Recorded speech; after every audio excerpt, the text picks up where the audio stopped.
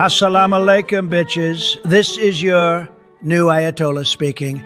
Well, if you think about it, I'm more like your new I told ya. Because I told you this would happen if you kept fucking around instead of taking JD's deal. My first order of business as your new ayatollah will be to take over the Strait of Hormuz and to bring back bikinis to Iran. We're going to have big, beautiful beach parties all along the coast with delicious margaritas and sexy mamacitas. Anyway, we're the captains now, bitches. America is back, bigger, stronger, and hotter than ever before. Believe me. Assalamu alaikum, bitch. That was pretty cool, wasn't it? A nice little AI. I think that's AI doing what it's supposed to do, make us all laugh. How's everybody doing tonight? Started just a tad bit early tonight because Rob ended just a little bit early, so I had to fire it up a little quick. So it is what it is. I want to thank everybody who's here for joining me. Jim tells you the news. That's right. And hopefully we'll get some stories that you all haven't seen. I got a couple other like I don't know how to say it, videos that might be I don't know how we should say, people might not like them, but let's see. The attendant was some Pakistani woman who's like, "Oh, we're so glad you're here." I don't think I would have gotten to the liberal white ladies. Genuinely, have you felt threatened walking around? No, not at all. Again, who's going to do anything? Pakistanis are all super nice to me, and the whites are all kind of craven and sad.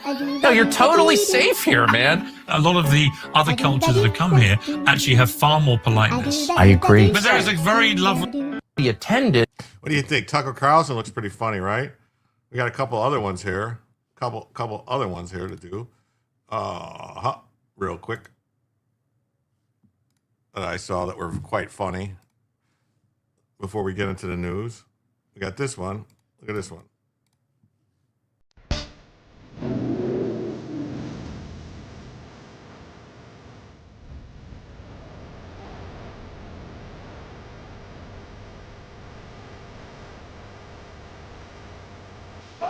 Look at that. Everything's turning to gold. This is the biggest win ever.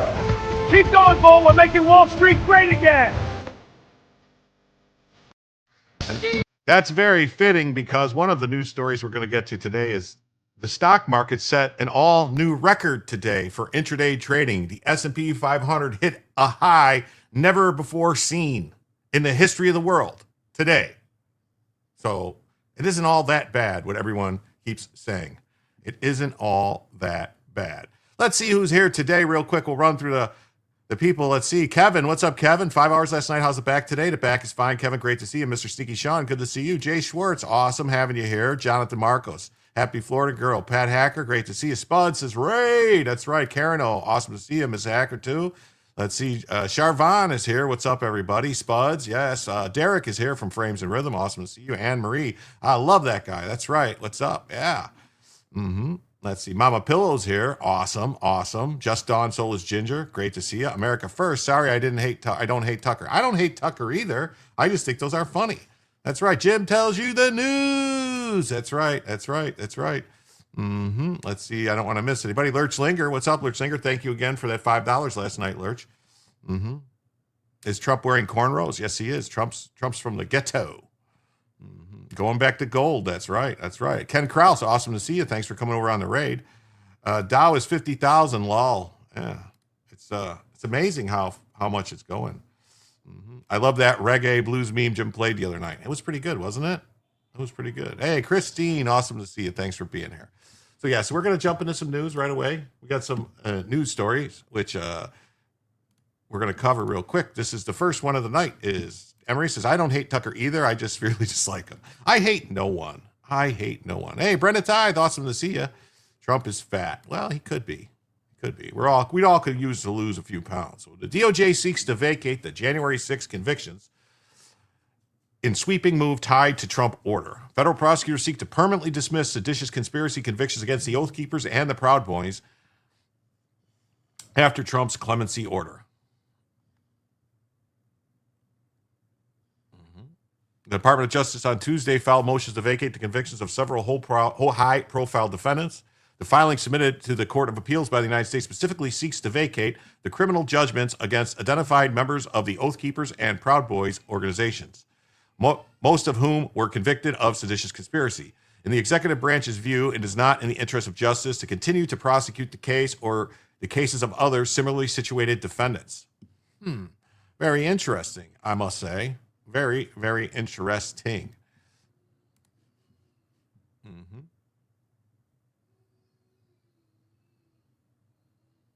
move follows a presidential proclamation on January 20th, 2025, when President Trump commuted the sentence of defendants to time served and allowed them to be released without serving additional time.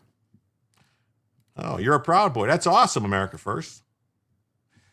Trump also wears a bulletproof vest. They will bulk you up. It's possible. Tuesday's filings, which marked an attempt to clear some of the final charges that still stand in the probe, also asked to dismiss the indictments with prejudice, meaning the charges would be permanently dismissed and could not be brought again by the government. Ken Krause says it's hard to be a billionaire and not eat rich food. Well, Trump eats McDonald's a lot. He likes it. Trump is stout or husky. That's right. Proud of your boys. America first. Proud of our boys. That's right. At least 8 primary defendants were named in 2 similar appeals filed Tuesday.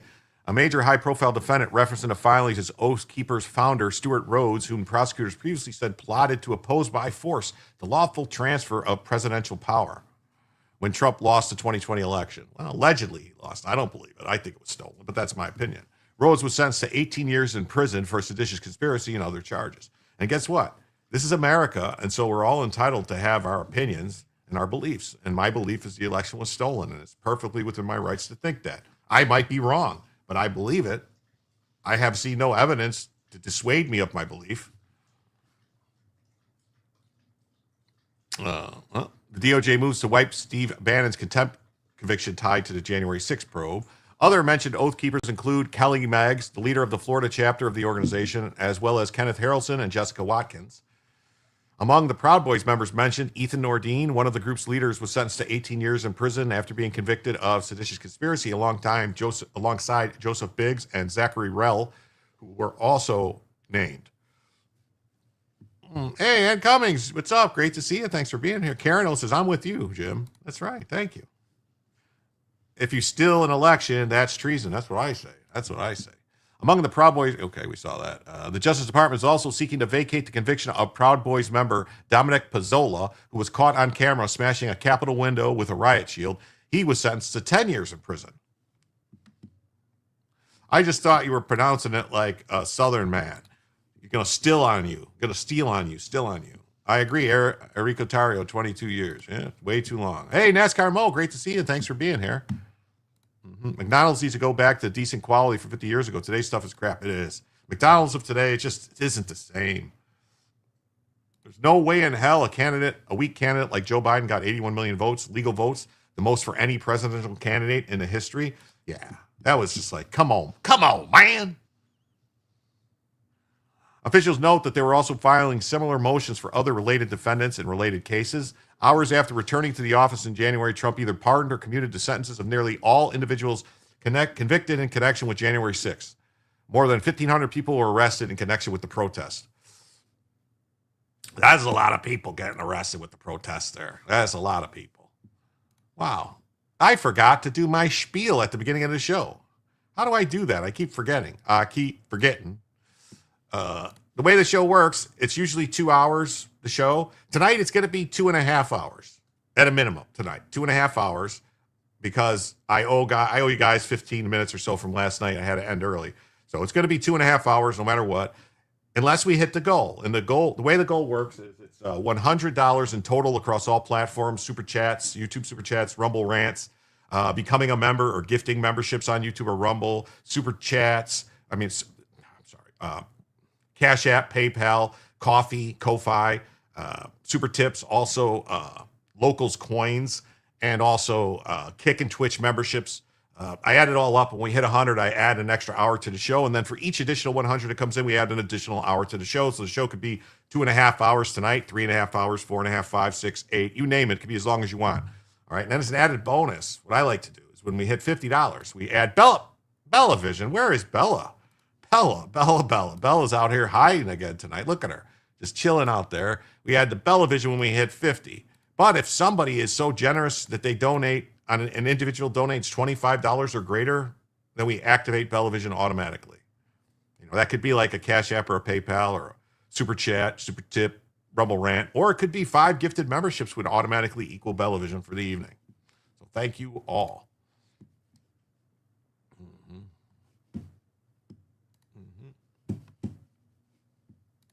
Now we got this from the Post saying the Justice Department moves to toss seditious conspiracy convictions of the Oath Keepers and Proud Boys. So the Justice Department on Tuesday asked the Federal Appeals Court to throw out the charges. Why is Mickey D's ice cream machine always out of order? I'm pretty sure that it's some kind of conspiracy to Culver's rules, decent quality and a reasonable price. Culver's is really, really good. Really, really good. So The request by the Justice Department go a step further and erase the convictions for the extremist group leaders. That's right, erase the convictions. Jay Marco says, Bella, what's up, Jay Marco? Thanks for being here. In court filings, prosecutors also asked the U.S. Court of Appeals for the District of Columbia to vacate the convictions so that the government could permanently dismiss the indictments. Wow. There you go. And also, I just want to ask everybody, for all the people that came over from watching the Watchers, if you would please, hit that subscribe button, hit the like, and if you haven't already, please subscribe to the channel. It helps a lot. The like button helps, and so does subscribing to the channel. McDonald's CEO doesn't eat it, and really soft, if you know what I mean. Not really. Please explain. Please elaborate.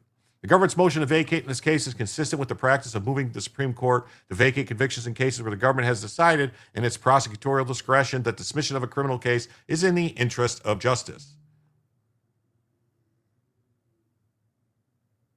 Motions that the Supreme Court routinely grants. Oh, Audrey, I'm so glad you're here tonight. You make me feel so warm inside that you come here every night and you just love watching my show. It makes me feel special, Audrey. Thank you. Juries in D.C. convicted the Proud Boys and Oath Keepers of orchestrating violent plots to stop the peaceful. Really? The move to abandon the convictions represents a stunning reversal from the Biden administration. You don't say. There was a reversal from the Biden administration to the Trump administration. Oh, gee. How many reversals could there be between the Biden administration and the Trump administration? Let's see. Biden opened the border and let 20 million people just pour into the country. Trump closed the border. That's a reversal. The Biden administration just gave billions and billions of dollars out like they were throwing gold bricks off the Titanic, and Trump has tried to cut back on waste, fraud, and abuse. What a reversal. The Biden administration used the power of government to persecute their political opponents, to put them in prison for protesting and other things, and the Trump Justice Department is trying to reverse that decision. Wow, a lot of reversals happening. Howdy, Jim. Hope you are well. Nice to hear sanity and not World War III and everybody hide under your bed. It is. I think everything's going to work out. I just do.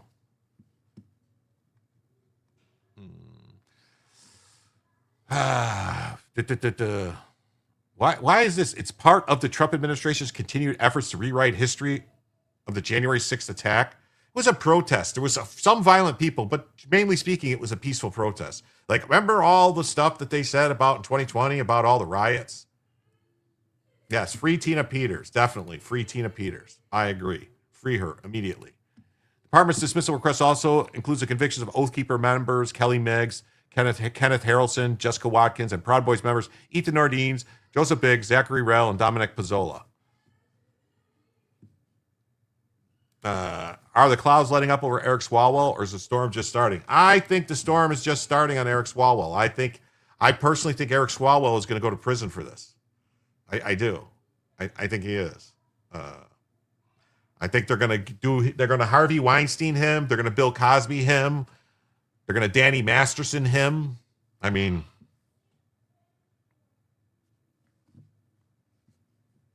other extremist group members, including Proud Boys National Chairman Enrique Tarrio, received pardons from Trump on the first day of his second term in office. Hey, Sober V, what's up, buddy? Thanks for being here.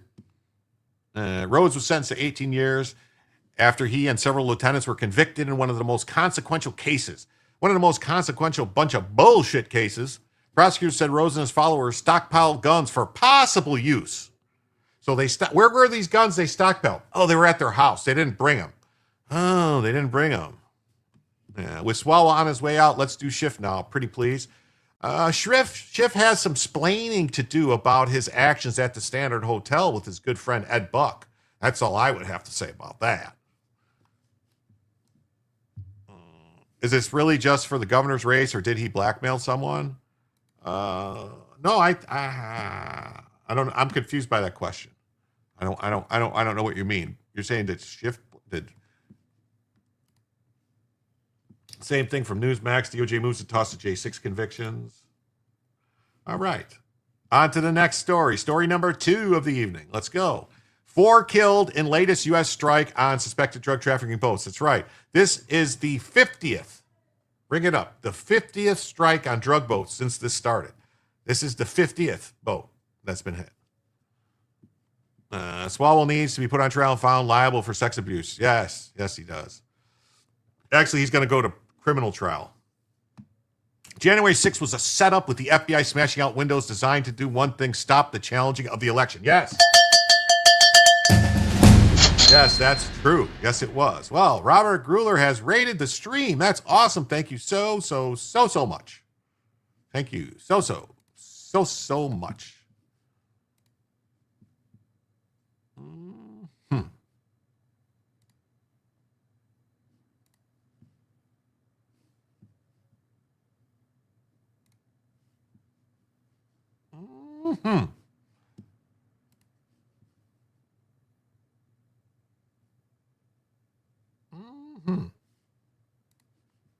And with that, $5 from America First, that means we are now just $95 away from adding a first additional hour to the show and $45 away from Bellavision.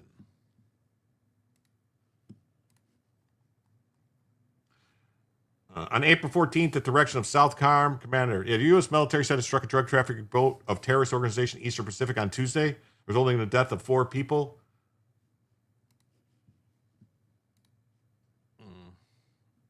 Yes, we watched it unfold. Yeah, we watched the whole thing unfold.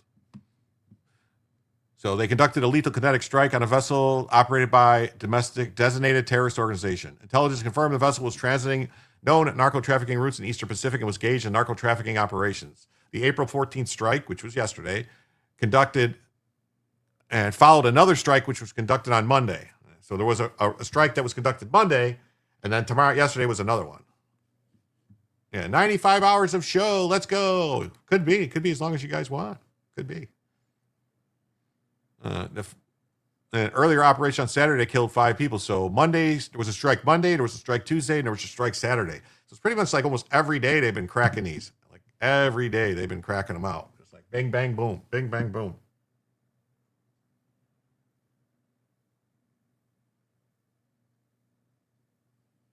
Hold on 1 second.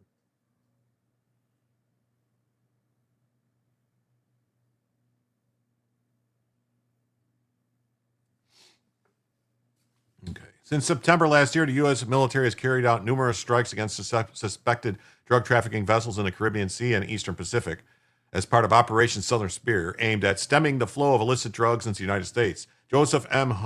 Hummeyer, performing the duties of Assistant Secretary of War for Homeland Defense and America's Security Affairs, highlighted the success of the operation on March 17th. As of March 10th, U.S. authorities have carried out a total of 45 kinetic strikes. Well, it's April 15th, and it's 50 now. Which has led to 47 drug boats being destroyed and 157 individuals with ties to narco-terrorism being killed. That's right. Neuro says, check out Robert Cavea. Yes, check him out. The source is the success of OSS combined with securing the southern border has diminished the flow of fentanyl, a weapon of mass destruction, down 56% since the same period last year. Yes, Doc has it 100% correct. Finally, a real war on drugs, yeeting them right out of the water. We got another raid. Oh, thank you, Mild 111 has raided the stream. Yes, let's hit that like, peeps. And drug overdose deaths have dropped by 20% year over year. Cocaine traffic is also down by 20%. So someone went and canceled Christmas. We have successfully deterred cartels from exploiting key maritime routes. The proactive and aggressive stance under OSS has created new opportunities for decisive action by partner nations throughout the Americas. Yes. Kaboom! Snarf, what's up, buddy? You're watching videos. Watch videos of how the Navy does minesweeping and hunt submarines. Nice job they do. Yes, they do a great job. Here's the second half. Oh, no problem.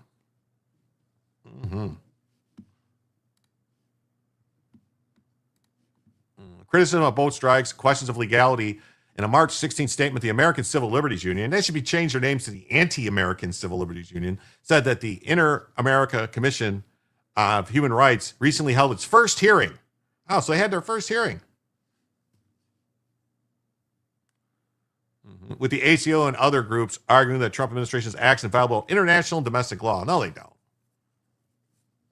Experts from human rights nonprofits said the United States was not in part of an armed conflict with anyone in Latin America, and therefore people on the drug boats were civilians, according to the statement. Civilians, including those suspected of smuggling drugs, are not lawful targets. Terrorists are. Terrorists are. Terrorists are targets. If you don't want terrorists to be targets, you might want to repeal the Patriot Act. Just saying. And other laws that gave them the authority to whack out terrorists. So this director, Jamil Dakwar of the ACLU, said that it's a vital first step to establish international accountability for the administration's laws and policies. Well, what are they going to do? Arrest them with your international police force? We're doing everything in our power to hold the Trump administration responsible for its egregious violations of both U.S. and international law. Really? Huh. Yeah, they weren't targeting the riders. They're just targeting the boats. Yes. Pentagon Press Secretary Kinsley Ward, because as everybody knows, I think everybody who watches this channel knows, there was a law passed in 1994. I think 94. It's either 84, 94. Pretty sure 94. A bill like sponsored by a guy by the name of Chuck Schumer when he was in the House that gives the federal government the authority to blow up drug boats. To blow up drug boats. Yeah. Yes. F the ACLU. Yeah. F. Yeah. What's the Navy supposed to do? Blow whistles? I guess. Our operations in southern region are lawful under both U.S. and international law with all actions in compliance with the law of armed conflict. These actions have often been approved by the best military and civilian lawyers up and down the chain of command. In September, Secretary of State Marco Rubio justified the strikes as necessary to protect Americans from the influx of illicit drugs. We are not going to sit back anymore and watch these people sail up and down the Caribbean like a cruise ship. It's not going to happen. Not going to happen. Not going to happen. The Trump administration has designated several Mexican and South American cartels as gangs, as foreign terrorist organizations. That's right. Once they were designated as foreign terrorist organizations, all bets are off. They are just like Al Qaeda.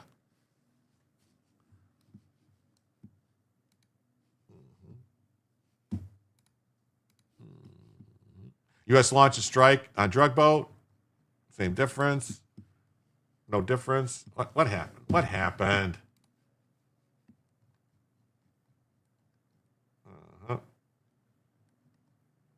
President Trump said the U.S. is in armed conflict with the cartels. Well, that's all it's got to be. We're in armed conflict with the cartels. I mean, if you guys remember, there was this guy by the name of Pancho Villa, that was attacking the U.S. and coming in and raiding and doing things. And he was deemed to be an enemy of the United States. And even though he wasn't officially part of the Mexican government, we still invaded Mexico to go get him. A guy by the name of General Patton. And at the time, he wasn't General Patton. I think he was Colonel Patton.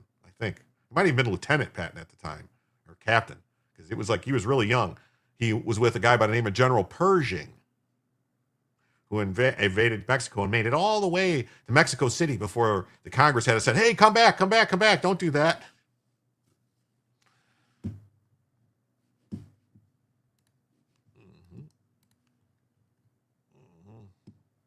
Oh, this says there's a video here. I hope there's a video.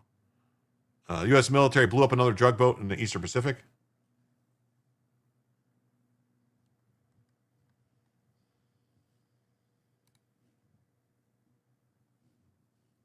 Why is there no sound?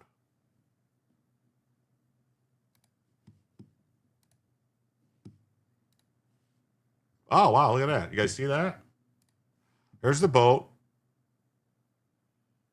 And the boat's not there anymore. No more boat.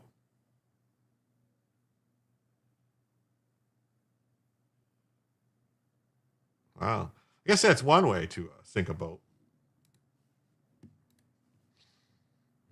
They destroyed at least 50 drug boats in the Eastern Pacific and Caribbean since September.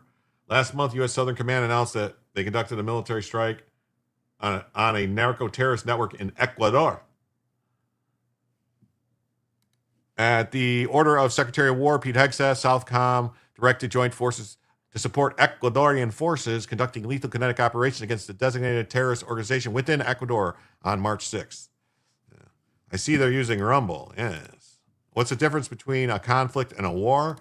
Well, an armed conflict is something the president can engage in, and a war is something that Congress has to authorize. Best fishing expedition on Earth. Yeah. So we're advancing alongside our partners in the fight against narco-terrorism. There you go. The United States remains steadfast in supporting nations that stand against narco-terrorism. Together, we will dismantle trafficking and corruption networks, hold these organizations accountable, and restore peace through strength.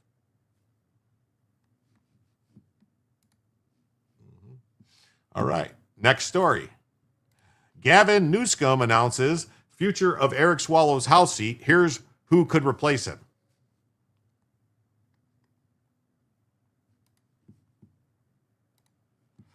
Gavin Newsom is scrambling to fill a suddenly vacant House seat after Eric Swalwell abruptly resigned amid explosive sexual assault allegations.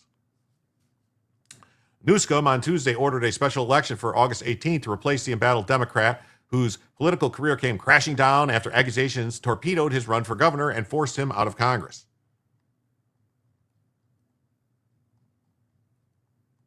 Swalwell's resignation landed too late to merge the race with California's June primary, triggering a separate last-minute election that will hand the winner just a short stint in Washington before the term expires in early 2027. The scramble was already underway before the scandal erupted, thanks to California's rule that candidates can only run for one office at a time. The crowded field of 9 candidates has already formed to chase Swalwell's seat as he ran for governor, even before his downfall. Now those candidates are battling on 2 fronts, a June primary for a full term and the August special election to fill the immediate vacancy. Among the contenders, State Senator Aisha Wahab, former Dublin Mayor Melissa Hernandez, and San Leandro City Council member Victor Aguilar Jr. Yes, please pray for California. Yes.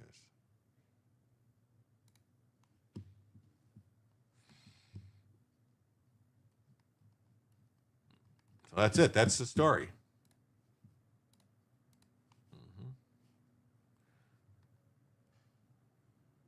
So here we go. Moments ago, Swalwell resigned from Congress. The Honorable, the Speaker, House of Representatives, sir. I am deeply sorry to my family, staff, and constituents for mistakes and judgment I've made in my past. I will fight the serious false allegations made against me. However, I must take responsibility and ownership for the mistakes I did make. I am aware of efforts to bring an immediate expulsion vote against me and other members. Expelling anyone in Congress without due process within days of an allegation being made is wrong. But it's also wrong for my constituents to have me distracted from my duties.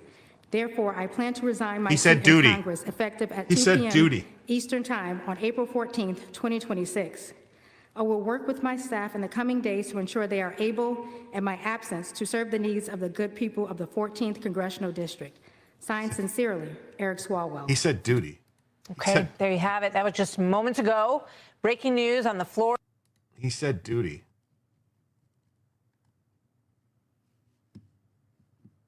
Said duty. Gavin Newsom on Tuesday issued a proclamation on Tuesday setting August 18th as the date for the special election. I, Gavin Newsom, governor of the commune known as California, do hereby proclaim an order that a special election shall be held on the 18th day of August within the 14th Congressional District of the state to fill the vacancy in the office of the U.S. House of Representatives from said district resulting from the resignation of Representative Eric Swalwell. Fartswell knows a lot about duty. Yes, he does. Yes, he does. Swalwell has a very punchable face, in my opinion. Wait, he didn't deliver it personally, or does he now identify as a black woman? Hey, Dan, what's up? Thanks for being here. Don't worry. Never late. Better late than never. What's up, Catherine K? Hello, Jim and Jim Somniacs. Awesome seeing you. He probably figured that if he had a black woman do it, he couldn't get attacked or something, maybe. I don't know.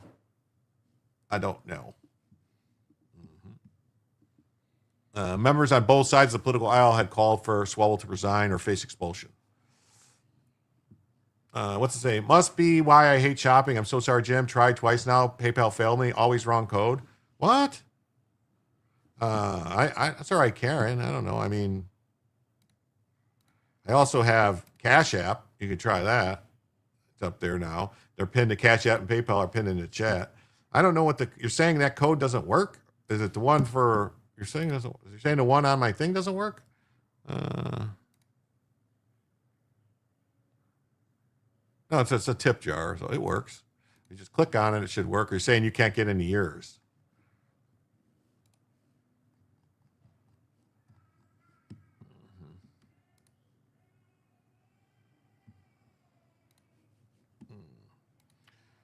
Newscomb's wife ran an NGO and stole money for the homeless. Callie probably can't be fixed. Yes. What's up, Boom Shakalaka? Thanks for being here. Jim tells all. I try my best. Oh, no. No, I know what I do. I know the code PayPal sends you. Oh, I don't know how that works. So, the Democrat who's been running in the Golden State's gubernatorial race announced Sunday that he was suspending his campaign. Swalwell's accused of detailed experiences with lawmaker after he announces his resignation. It sends you 2 codes. Well, that's not good. It shouldn't send you 2 codes. It should only send you 1.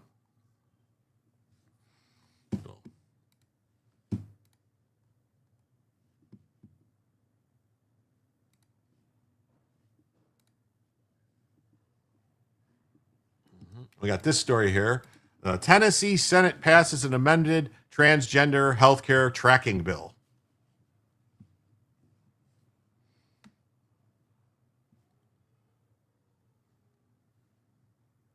Nashville, Tennessee. A bill that requires doctors to report on transgender-related healthcare has passed the Tennessee Senate. A bill, as written, the bill would require healthcare providers to insurers to track gender transition and detransitioner treatments. Well, is that a bad thing? On Monday, the Senate passed a bill 24-7 after adding amendments to address some privacy issues. As the Tennessee state senators came to the floor on Monday afternoon, about 24 activists formed a wall in the hallway, singing to the lawmakers. Wait a minute, so there was an insurrection in the hallway? They blocked them from going in? They interfered with the execution of their duties? Oh my God, raid their houses, kick in their doors at 6 a.m. and arrest them all. Isn't that what Joe Biden would do?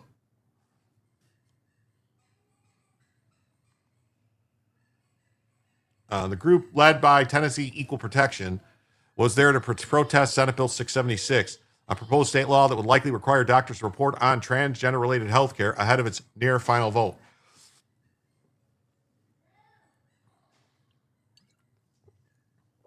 Tensions have been high around a series of anti-LGBTQ plus bills proposed this year. Activists have opposed a tracking bill throughout the session, claiming that the policy would effectively dox transgender and other non-cisgender people, even though the data reported to the state legislature by the bill would be an aggregate, not tied to individuals. Yes. Oh my God, they were singing. That's against the law. No, actually, Lemon Zinger. It's not that they were singing. I'm just saying, like, if it's against the law to interfere with them meeting, you're stopping them, you formed a wall to keep them from getting into the chamber to vote. Sounds to me like an insurrection. Just saying. Them's the rules. They made them. Tensions have been high around a series of the bills. Yes. And the bill, ahead of the House vote in March, activist Heather May was physically removed from the Capitol by state troopers. Oh, okay. Tard's gonna tard. Yeah, I know. Dayron Annalise Johnson, co-chair of the Nashville Committee of TEP, said the bill was inherently problematic. Well, anytime someone says something is problematic, I just go, you're problematic. Even if individual details are not tracked by the states. Yeah, now all of a sudden they like walls. Yeah. You can't win with these people. You just can't win. The bill that gathers data on trans and gender diverse patients throughout the state, as well as providers, it asks for details around prescriptions, around what's discussed in medical visits, and how long somebody has been in treatment or has been having gender care discussions with their providers. This is just to gather information for legislative purposes. That's all. Among privacy concerns, Johnson is critical of the bill for singling out non-cisgendered patients, though many cisgender patients also receive some of the same healthcare treatments. Like what? So they're saying cisgender people awful cut their wankers off? What?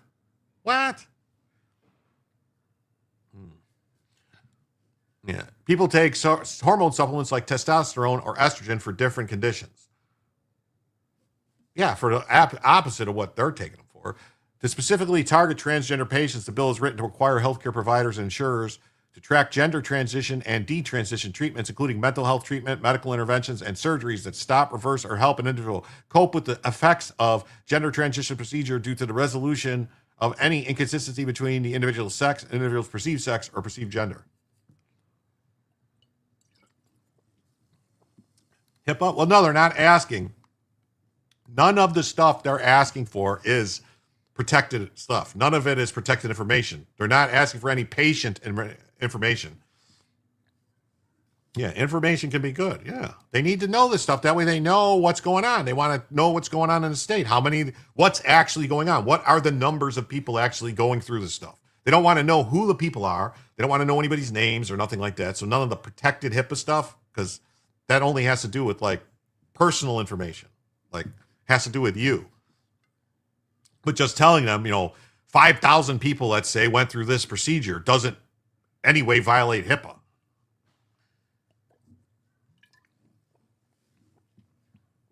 All of the prognostication about what the medical decision someone might make in the future. So do we collect data on everybody who's taking hormones? Sure, well, they could do that. How many people are taking testosterone?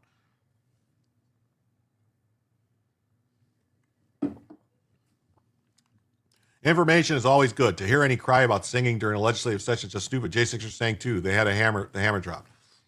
That's the point I'm making, Lemon Singer. That's the point I'm making.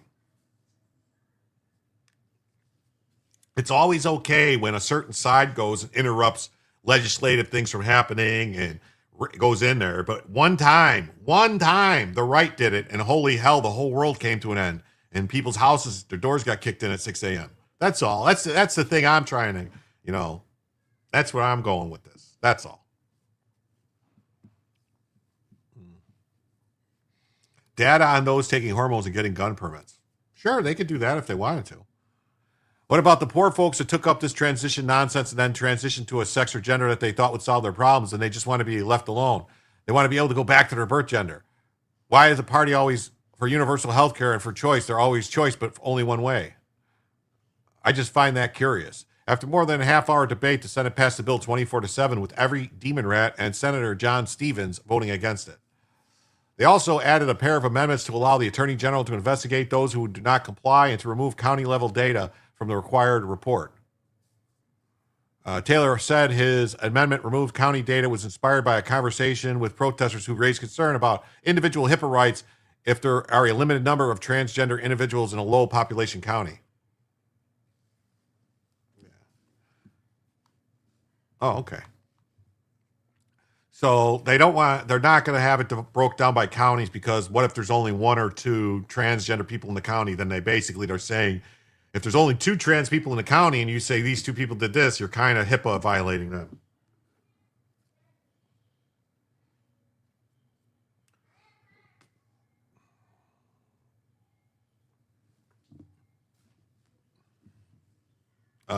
We're going to find out. It's going to be a small number to defend. The Dems will look stupid. Yeah, Tiger Woods, Martin County is wanting all the prescriptions for a DUI. Yeah, they're trying to subpoena all his prescriptions, which I don't know. Like, how could his prescriptions be open for them? How is that not protected medical information? The amendment just says we're not going to report in a public-facing website the county in which some transitions or detransitions happen, noting that he had to agree to the change in order for the bill to pass. The House will have to take a second floor vote to reconcile the disparate versions of the bill. Yeah. Lemon Zigger's like, yeah, everyone in the county knows who they are already. Yeah, pretty much, right?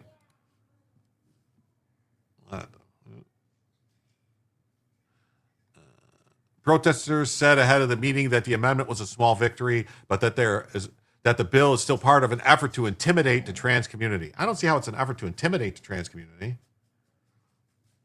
Why does the squeaky wheel always get the grease? I don't know. Yeah, government already tracks all pain management prescriptions. Yes. All anything, any controlled substance. In all reality, actually, too, you know what else is tracked? The government already tracks testosterone and estrogen and stuff like that. I don't know about estrogen, but testosterone, they track that. Every prescription is tracked for testosterone. Testosterone is a controlled substance. What do you want, Bella? What do you want? It's not playtime. All across the country. I don't know about all across. I know in Florida they track that stuff like crazy. Like they scan your driver. Anytime you go in to pick anything up, they scan your driver's license and it goes into the database, what you're picking up. And they monitor to make sure you're not getting more than you're supposed to get. And it's all stored. And if you were to get like 2 prescriptions for the same thing from 2 different doctors and you try to get them filled, you'll basically be barred from ever getting that prescription.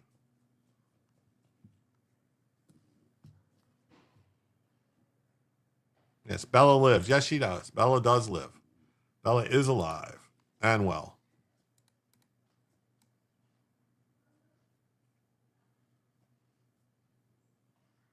See? There she is. She's just chilling there. She's like, I still got the itches, though. I don't know what's going on with her. More I try, more stuff I try, worse it seems to get. I don't know. Are my NADs in a government file somewhere? Your meds probably are.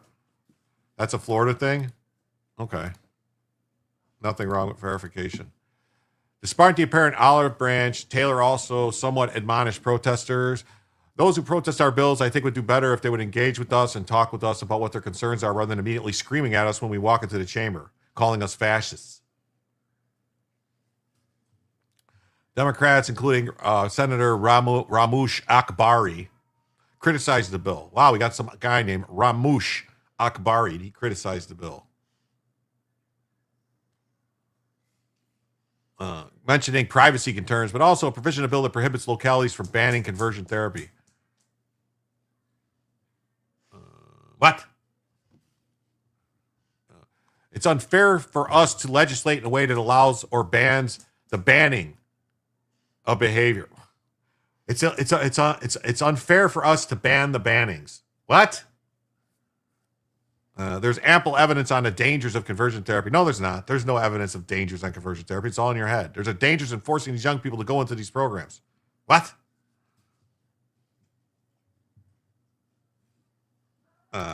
It's a federal program. They can just type it in and find out what you're on and when you got it last filled. I had surgery recently. It was a problem.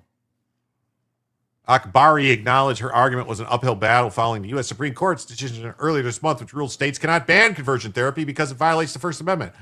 Oh, no. Still, she argued that the state could not pass any policy that could push a vulnerable person to self-harm. Nobody's pushing vulnerable people to self-harm. Oh, my God. What about the fact that it doesn't matter whether or not they chop their genitalia off, they still are going to they still commit self-harm at such a high rate that it's a problem.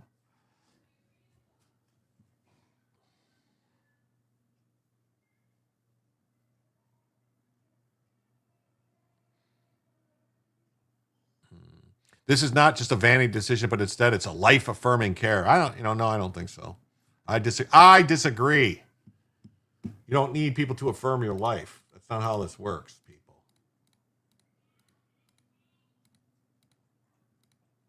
Let's see. This is a local story. Let's see if there's some local news about it. An error has occurred. What?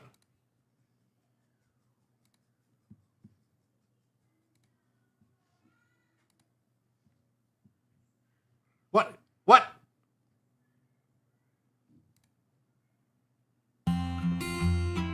Oh, that's why the error occurred. It was my ad blocker. Well, a controversial bill tied to gender transition care is moving forward to the state capitol. We know our Julie Bikovac explains what this bill would require and the concerns being raised. This is one of those bills gaining strong reactions on both sides of the aisle.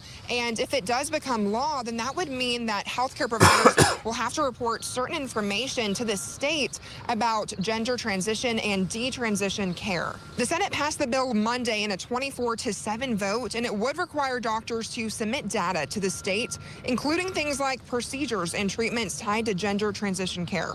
The lawmakers added a last-minute amendment so that information would not include what county someone is from on any public-facing website. Republican sponsor Senator Brent Taylor says that change came after hearing concerns about safety, especially in smaller towns. The healthcare industry only prioritizes one-way transitioning, and they do not assist those wishing to transition back to their birth gender. Creating punitive measures for healthcare providers, forcing insurance companies to do certain things.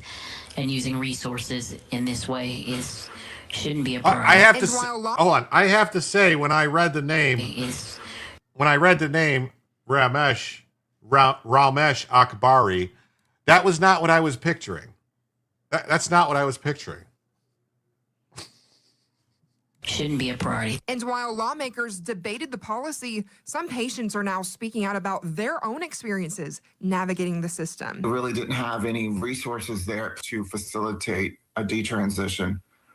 So I did it pretty much on my own. Hood says he hopes more data could help others in similar situations needing balanced and accessible care. I don't really consider myself anti-transgender. I'm doing it because I want health care. Democrats say even with that change, the bill still raises concerns about privacy and government overreach. Supporters argue that reporting would help the state better understand how often these services are happening and what resources may be needed. That bill has already passed through the House, and now it's heading to the governor's desk. If this is signed into law, that means those reporting requirements will go into effect. And I don't know. I mean,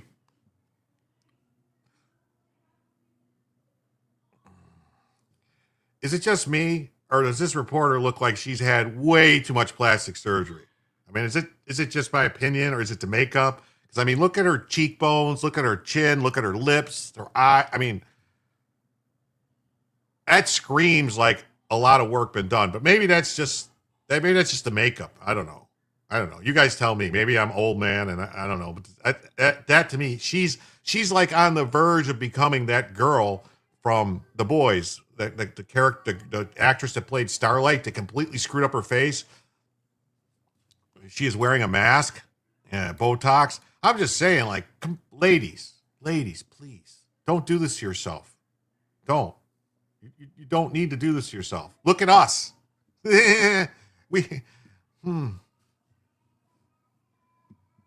Oh, you wouldn't be surprised if the news cameras didn't have built-in AI filters now. Looks like a bad TikTok filter. It does, doesn't it? Doesn't. Her eyebrows are in the wrong place. Yeah, I mean, I don't know. The Botox spreads and kills you, lady. Agreed, Jim. Thank you. I'm not saying this to be mean at all. I mean, I think women are beautiful. They're beautiful creatures, women. Don't do this to yourself. That's all. You don't have to do it for us. We don't care. We don't. Soon here in Tennessee. Reporting in Nashville, I'm Jerlyn Bukovac, WSMV4.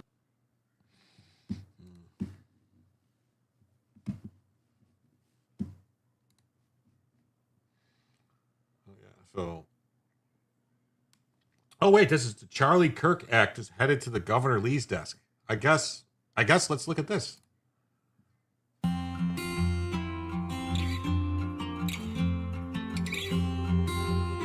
Public colleges and universities across Tennessee may soon have to commit to safeguarding free speech. It's a part of the Charlie Kirk Act, which could soon become law. Both the House and Senate passed the bill that's headed to Governor Bill Lee's desk now. The bill calls for public higher education institutions to adopt a policy on freedom of expression. The institutions would also be prohibited from disinviting a speaker due to their viewpoints. The bill was inspired by political activist Charlie Kirk, who was assassinated during a college event last year. Wow.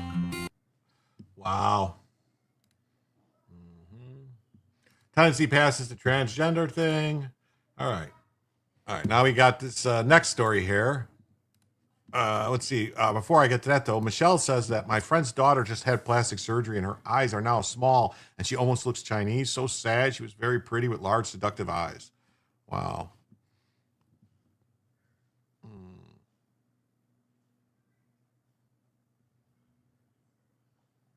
Oh my God, your neck just dropped. I think staples not yet gotten ripped. Oh my God. Gag me already at the beginning of the advert. I know. Now she doesn't sound like she's from Tennessee. No. Funny how only Charlie is an activist. Yeah, right?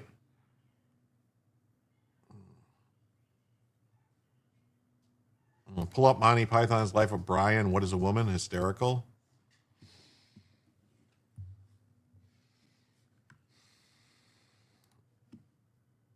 So Democrats seek to overturn Trump's new rule for student loan forgiveness. The new rule targets organizations working with immigrants and transgender youth. Oh. demon rats in Congress are trying to overturn the Trump administration's changes to the popular student loan forgiveness program, with lawmakers saying the changes are political and could leave some borrowers without the relief they were pledged. So political. You don't say. Political.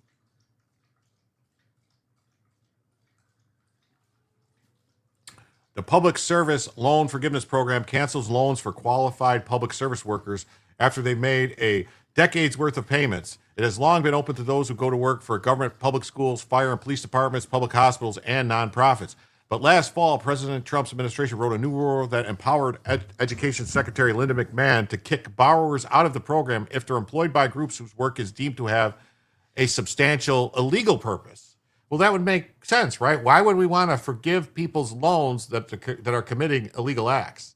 Like, if they're promoting illegal immigration, why would we want them getting their loans forgiven? That doesn't make any sense. Doesn't make any sense.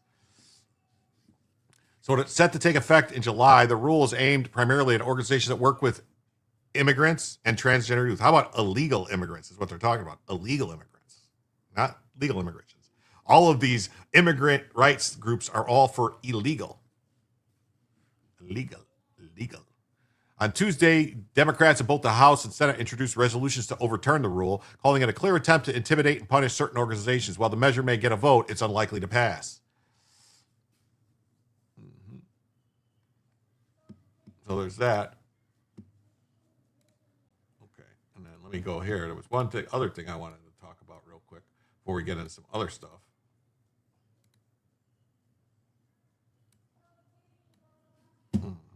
Find it here real quick. Bookmarks.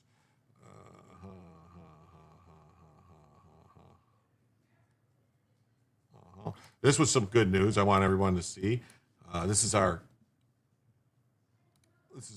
awesome third in charge at the Justice Department. And under the Supreme Court's precedents, particularly the Bruin precedent, when you look at the historical analysis, and Justice Thomas lays this out very clearly, it is clear that semi-automatic rifles of the nature of the AR-15 are protected by the Constitution and by the Second Amendment. And so I did warn Governor Spanberger that if she signed that bill, that we will immediately file suit. And so far, she hasn't signed it. Yesterday was her deadline to sign it. She instead sent it back to the legislature with some minor technical edits that don't cure the problems that I identified in my letter. Now, she has signed some other laws into effect. There's a so-called ghost gun bill about home manufactured firearms or firearms parts, and that's going to be analyzed under our ATF regulations and other issues. We're going to look at those laws. And there's also a law that is very concerning that effectively removes immunity from gun manufacturers and tries to hold them liable for all the crimes that occur or injuries that are inflicted with their firearms, which is a really ridiculous law that's designed to put gun manufacturing out of business in our country. And I think it's inconsistent with federal law, because the right to carry, the right to bear arms, the right to have them in your home and enjoy them for lawful purposes is meaningless if you're not able to acquire those firearms. That's right. That's right. That is 100% right. And she's doing great work. I hope I really hope so. And then this is something I wanted you guys to see. This is so upsetting, all right? 6 Republicans joined the Demon Rats to advance a bill barring Trump from deporting illegal Haitians. 219 to 209. This comes just days after a Haitian murdered an innocent mother with a hammer. The GOP has a massive RINO problem. These are the 6. Salazar, the Dignidad lady, Salazar. She's got to go. Joe, we need to get on that, Joe. We need to get on. Salazar's got to go. Bacon. He's quitting. He's another fake RINO in Nebraska who's not really a Republican. He's actually a Democrat, and he only ran as a Republican because he couldn't win as a Democrat. But yet I don't understand it. I don't get it. And Fitzpatrick, he's a Ukrainian guy, the congressman from Ukraine. Mike Lawler, another idiot. Maliatakis and Jimenez. Like, what is Maliatakis thinking? What is Maliatakis thinking? This is crazy. This is nuts.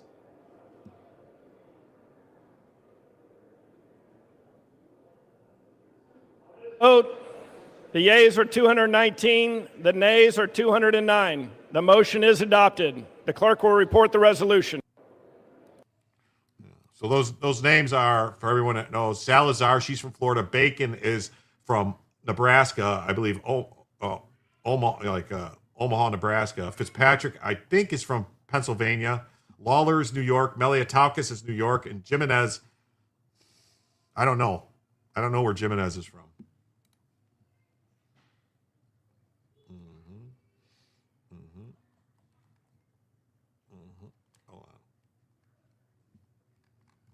Well, a couple more things I wanted to get to before I jump to this next story. The Supreme Court's hold on. We got this.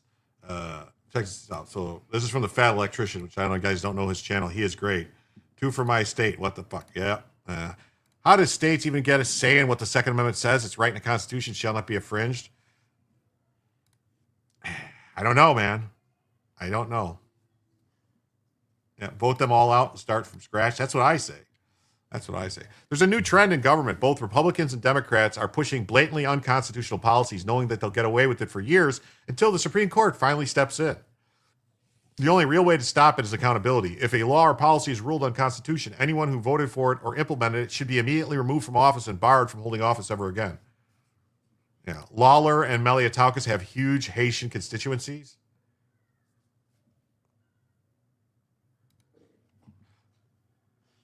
They're all sworn to defend and uphold the Constitution. This shouldn't even be controversial. Exit taxes are now just a financial Berlin Wall. Growing number of blue states proposing wealth and exit taxes. Can you believe it? Can you believe this? Huckle. Yeah, they want you to pay a tax to be able to leave. I mean, is that what the Soviet Union does?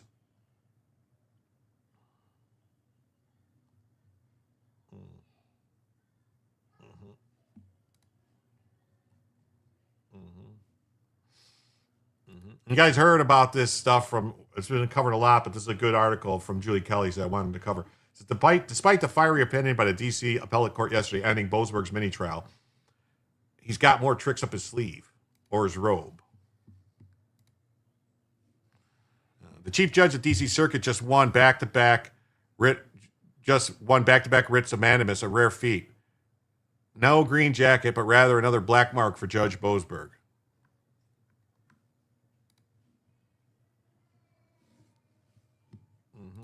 The states can abridge any state law to fit their constitution. Yeah. We are so effed in my once beautiful state of New York. Judge Jeb Boasberg is now the Rory McIlroy of D.C. Circuit Court, but the Obama appointee won't receive a green jacket or a lifetime membership at Augusta. Instead, Boasberg, the chief judge of the D.C. District Court, has earned another black mark on his ignoramus, I'll call him ignoramus, judicial record as the winner of back-to-back writs of mandamus related to his 13th month crusade to hold the Trump administration in contempt. Yeah, Reagan said you can vote with your feet. You could. You should be able to. Boasberg will still be buying frames for this decision to go on his wall of obstructions, denials, delays for his buddy John Roberts to laugh at over drinks. In a 2-1 decision handed down on Tuesday, the D.C. Court issued a second writ of mandamus to once and for all shut down the contempt investigation that Boasberg opened in March 2025. For more than a year, Boasberg has claimed Trump officials willfully ignored his so-called oral order to return 2 planes carrying more than 100 illegal Venezuelans, which has been enacted by President Trump for the Alien Enemies Act. A writ of mandamus commands another party, usually a government agency, official, or judge, to do something it's not doing. Or in Boasberg's situation, to stop doing something unconstitutional, unlawful, or in clear violation of a previous court order. According to the Supreme Court's case law, a writ of mandamus is considered an extraordinary remedy because it allows a court to usurp the authority of another government agencies. Statistics are hard to find, but most studies indicate the success rate for those seeking a writ of mandamus against the federal government is very low. Yes, he's being paid by someone. Yeah, they should start looking into these things. That's really what needs to happen, is they really need to start looking into where the money is coming from, who's paying, and who's being paid.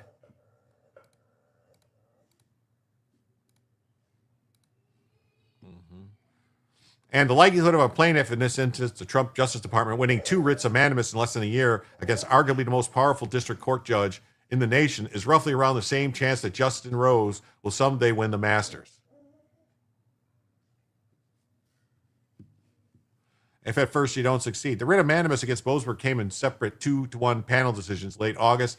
The D.C. Appellate Court granted Trump's DOJ request for mandamus relief that vacated his April 2025 probable cause finding. At the time, Judge Gregory Katz, as a Trump appointee, called the matter an extraordinary ongoing confrontation between the executive and judicial branches.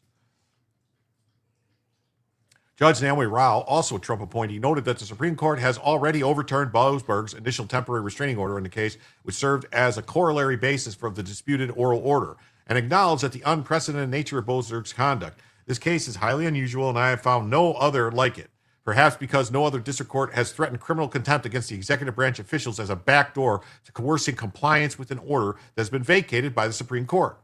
With that, Boasberg's contempt findings were null and void. Perhaps, following rebukes by both the Supreme Court and his colleagues on the D.C. Circuit, Boasberg would have abandoned his scheme. But nothing stopped him. Boasberg reopened the contempt proceedings a few months later and identified former D.H. Secretary Kristi Noem as his new target. The court is not prepared at this juncture to terminate its inquiry. Instead, it must determine whether Secretary Noem or anyone else should be referred for potential criminal prosecution.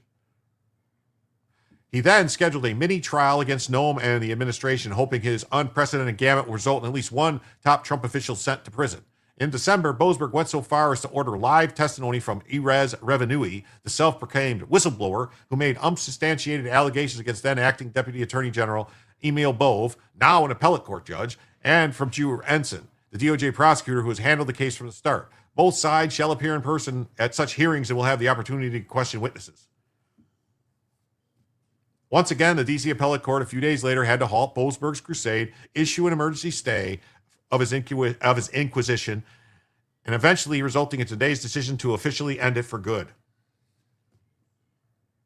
Judge Rao, who sat on the first panel, demonstrated her own contempt for Boasberg's behavior in her 32-page spanking of an opinion. Rao, joined by Trump appointee Justin Walker, lambasted Boasberg for ignoring both the spirit of the law and the higher court orders, misrepresenting his own conduct in the case, repeatedly violating the separation of powers, and intruding on executive branch territory such as national security and foreign affairs.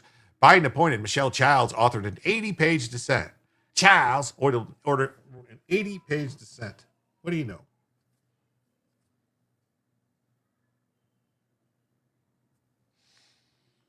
As these shifting and expanding proceedings demonstrate, the district court has assumed an improper jurisdiction antagonistic to the executive branch.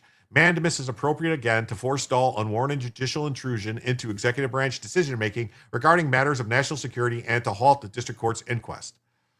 Rao accused Boasberg of disregarding the reasons for the writ of mandamus, the first writ, by accelerating his intrusive contempt pursuit.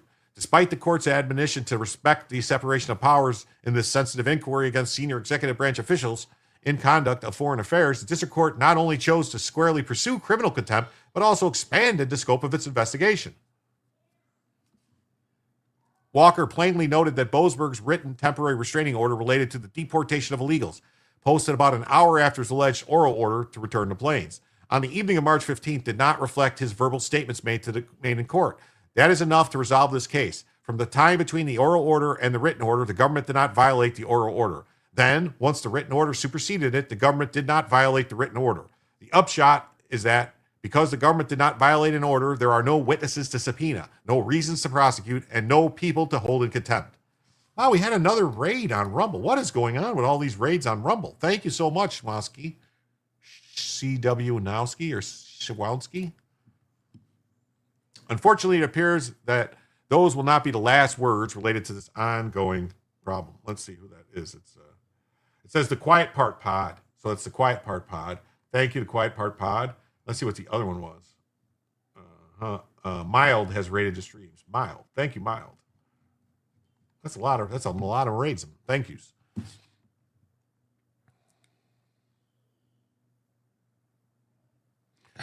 Boasberg is still attempting to force the government to return the illegal violent Venezuelans deported that night based on alleged deprivation of their due process rights.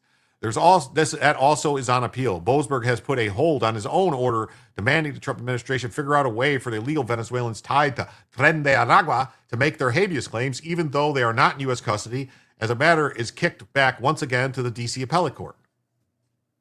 Given his track record here, Boasberg looks more like a Chinese golfer, Haotong Li, than McIlroy.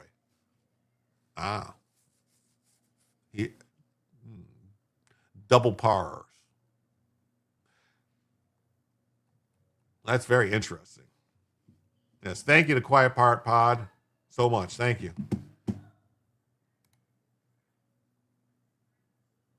Look at this story, man. It's very interesting. Heavy-handed removal of retiree benefits. A retired lieutenant commander was just banned from all Navy bases and facilities in the Hampton Roads area for accidentally having a personal weapon in his vehicle at a base checkpoint. The retired naval officer has a concealed carry permit. He also followed all directions provided to him by base security while voluntarily discussing his CC permit and noting that he had mistakenly had the weapon in his vehicle. Security suggested he turn around and come back without the weapon. He did so gladly and immediately returned back through the same gate without the weapon, while the same security guards offered apologies for the inconvenience. The subsequent ban was an unexpected shock and a grave, heavy-handed response to an honest mistake. The JAGs and the commander at the Joint Expeditionary Base Little Creek have unilaterally removed all retiree benefits, except retiree pay, from an honorable man. He can no longer attend base functions, work a job on the base, use the MWR facilities, or the commissary.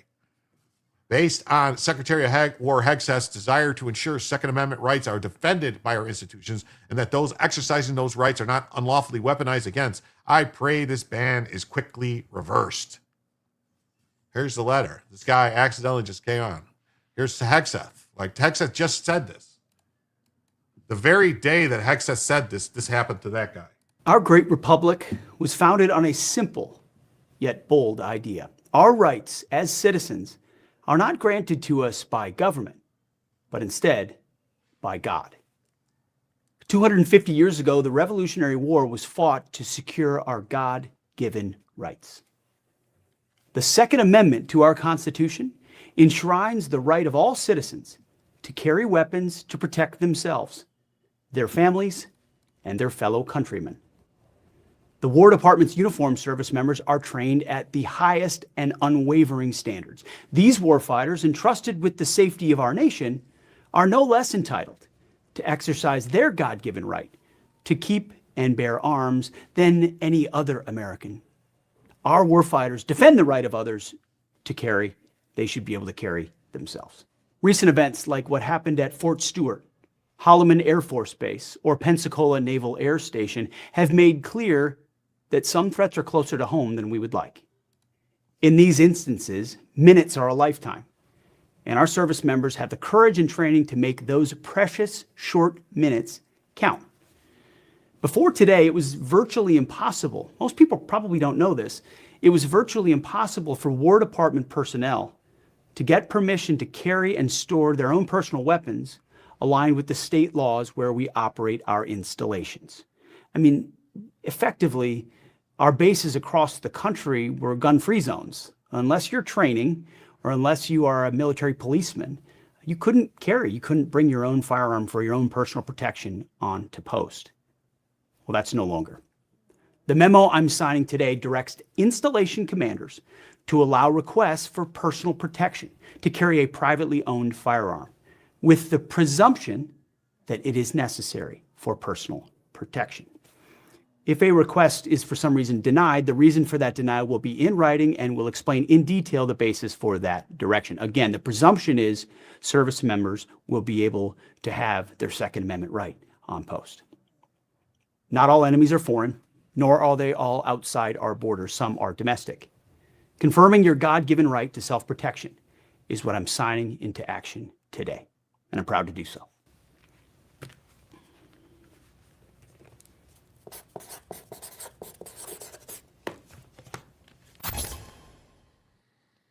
Wow. Our great republic. Sorry.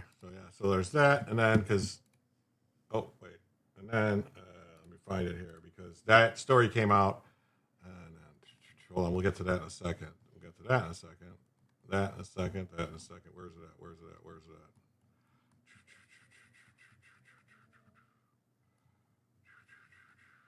Here. Pete Hegseth says, thanks for sharing. Our team is reviewing. This is unacceptable. So Hegseth knows about this that happened to this lieutenant commander. He's going to review it. Hopefully the base commander who issued this order gets removed because it turns out she's a woke leftist weirdo. All right, let's go. What else? We got this. You want to see that you want to see how the two-tier justice system still works in this country? Lost internet for a minute. Yeah, it's been going on. There's been a lot of stuff going on. So a South Park, San Diego preschool owner assaults a federal ICE officer, pleads guilty, and only gets 45 days house arrest. Assaults a federal officer and only gets 45 days house arrest. She hit an ICE officer in the face so hard the mask came off and gets no jail time. The California justice system is run by activist judges. Preschool owner and illegal immigrants' right activist Jean Blue Wong. I chose to plead guilty because I did. She's not done fighting. This is what happens when there's zero consequences for your actions. They'll never stop. I chose to plead guilty because I did unmask an agent, no matter what the circumstances before that.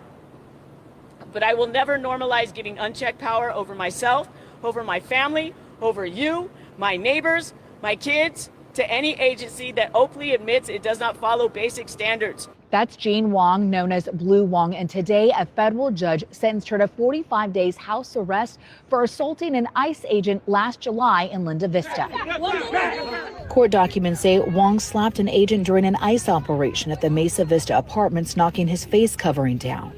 I think the sentencing was fair and just for this time. Come talk to us, Todd. Wong has another court date tomorrow after a protest at the mayor's office violated her federal bail, landing her in an ankle monitor. She says that she's not done fighting. Humanity and the law have to find each other. They have to find each other. I chose to plead guilty. Yeah. Same thing, same thing happened with the dude, the dude who got arrested for the protest at the church. He's still out there protesting, doing other shit. So, and Jerome Powell is threatening to stay until 2028. Trump says he's fired in May. The fight is over the $4 billion fraud Powell has been covering up since he blocked Piro's prosecutors from the Fed building. Tillis is blocking his replacement. Boasberg blocked the probe. Powell built a 3-man wall around a $4 billion scandal, and Trump just announced he is tearing it down. This is crazy. It's a crazy story, man. It's a crazy story. Make pay-per-view great again. Could be. Pay-per-view would be great. Could be. Fire his butt. That's right. Yeah. Yeah. Can you believe that they trespassed? They trespassed the people? Wow. Check this out. Charges have not been filed against all the suspected individuals seen assaulting Turning Point USA journalist Savannah Hernandez.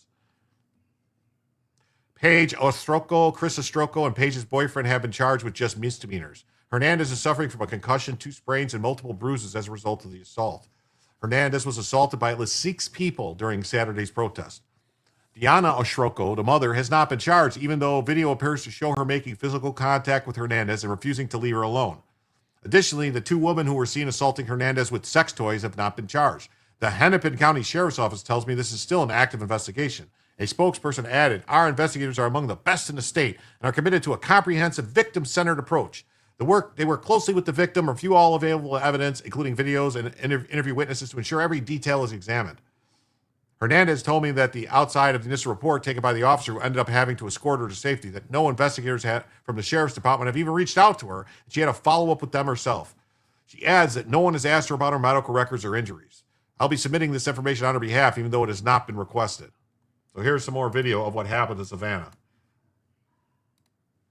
Stop touching me! You fucking touched me!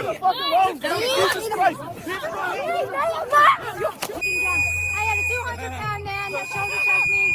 This woman is like right up on me. She like keeps touching me, and yeah, I'm here by myself. Stop. Okay. Stop. Leave me alone. Don't touch me. So anyways, you were being extremely aggressive here, and all I'm doing is standing here. All I've been doing is filming this. You don't know what the fuck. See, the guy right here in the center, right here with the hat on, he's one of the guys that was arrested for storming the church. He's actually been charged under the FACE Act for violating people's right to celebrate their religion and practice their religion. What he's doing right now, participating in this, is a violation of his bond. He should be back in jail right now. If he's not, what is the Justice Department doing? He's doing the same shit. He's violating people's civil rights right now on camera. The woke farmer, whatever his name is, he needs to be locked up. His bond needs to be revoked. You can't be out here doing this shit on bond. I'm sorry. You don't know what, no, you don't know what you are talking about. No, I'm telling you right now. You don't know what the fuck. I don't know what's going on here. This woman came up to me and she's screaming in my face. What's on you, fuck? No, it's time to leave. Shut the fuck up, bitch. Yeah. All of those people should be locked up. All of them. Misdemeanors. They physically injured her and through their violent assault. It's crazy. And then Savannah posts, unfortunately, I found out that the woman who you see assaulting me in the video below will not be charged for assaulting me. The Hennepin County Sheriff's Department stated to me they feel they don't have sufficient evidence to recommend charges against her. Just to clarify, the daughter and the most violent of the three and her father are facing misdemeanor assault charges, but somehow the mother is not being recommended for charges despite being on camera attacking me alongside her daughter. Luckily, the FBI and DHS have opened a federal investigation to this, since it seems the state isn't looking to actually hold these people accountable. What more possible evidence should be required? Here's the problem for the mother. There's a video, I don't have it right here, but I showed it the other day, and a bunch of other people, you've probably seen it. She goes up to Savannah and starts saying, "What race are you? What race are you?" That you're basically just got yourself a fucking hate crime charge, lady, because you're saying you're doing this to her because of her race. Yeah, that's battery, not assault in most places. Yeah, technically assault would be just the screaming and threatening is assault. The putting somebody in the fear of a battery is assault. It's weird. Battery is when you actually physically touch somebody. That's the way I always knew it to be, like the common law, battery. Common law assault is putting someone in fear. If you make somebody afraid that you're going to harm them, that's assault. You know, you threaten them, you come up and get in their face, start screaming at them, threatening them, telling them, get out of here, we're going to do this to you. That is assault. But actually physically making contact to somebody, that would be assault and battery. You make a threat and then touch them. So it should be more than just assault. Yes, this makes my blood boil too, Cassandra. Completely. What would happen if we all went down to the Hennepin County Sheriff's Office and did to them what these people did to Savannah? Yeah. Some more BS. Yeah. Oh, check this out. We got this crook in Virginia, which I hope the federal government starts looking into this stuff, because this stuff is blatant. Yeah, hate crime is just crime. It is, but it gives the feds a hook, Neuro. That's how give the feds a hook to get in there. I hate to say it. It's the way the feds get in there. It's be like, oh, you did this because of her race. Okay, well, that's a federal crime. They made it a federal crime. I think it's just crime. It should be treated all the same. It shouldn't matter, but it gives the feds a hook. So today, Virginia Governor Abigail Spanberger announced that L3 Harris is expanding its operations with more than a $1.2 billion investment in Orange County. Spanberger's husband works for L3 Harris. According to the governor's press release, Governor Spanberger approved 2 grants of $12.5 million and $500,000 from the Commonwealth's Opportunity Fund to assist Orange County with the projects.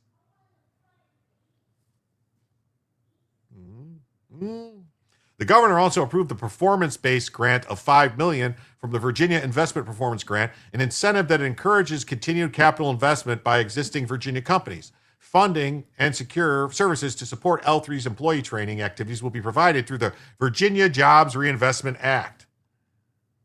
And this is her husband, Adam Spanberger, lead software engineer at L3 Harris Corporation. Sounds to me like there might be a problem here. This might fall into like corruption, mens rea and actus rea. Savannah should never be without security at all times. Regardless, it should never happen, and I hope they all get tried and fried. Yeah, I don't know. What is Turning Point USA doing? You know, they're the ones responsible for security for these people. They have the money. Get them security. They probably wouldn't even... Bella does have allergies. Yes, Bella does have allergies. This time of year is brutal for her because it's the spring time, all these different... all these different plants and stuff, it really gives her issues this time of year. The grass, plus I don't know what it is about the grass here in Florida. It's not really grass. It's more like weeds that grow on top of the dirt. Anyway, I digress. But for whatever reason, it really bothers her feet. I don't know. Isn't L3 Harris headquartered in Melbourne, Florida? Why, yes, it is. So why are they getting a grant for existing VA companies? Oh.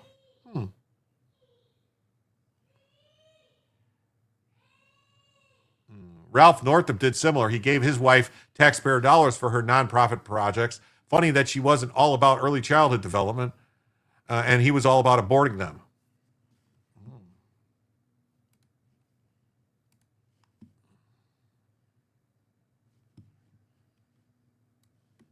Oh, okay, yeah. Well, we will talk about this in a second here. We will talk about this in a second here. So, yeah, Ralph Northam did the same thing. Ralph Northam wanted to kill babies, and his wife got a bunch of taxpayer dollars to try and help him somehow. This is from Mike Davis. Says, the California Supreme Court just sent a clear and terrorizing message. If attorneys represent disfavored political candidates who challenge disputed elections, California will disbar them. While this happens in third world countries, this should never happen in America. Like, we should really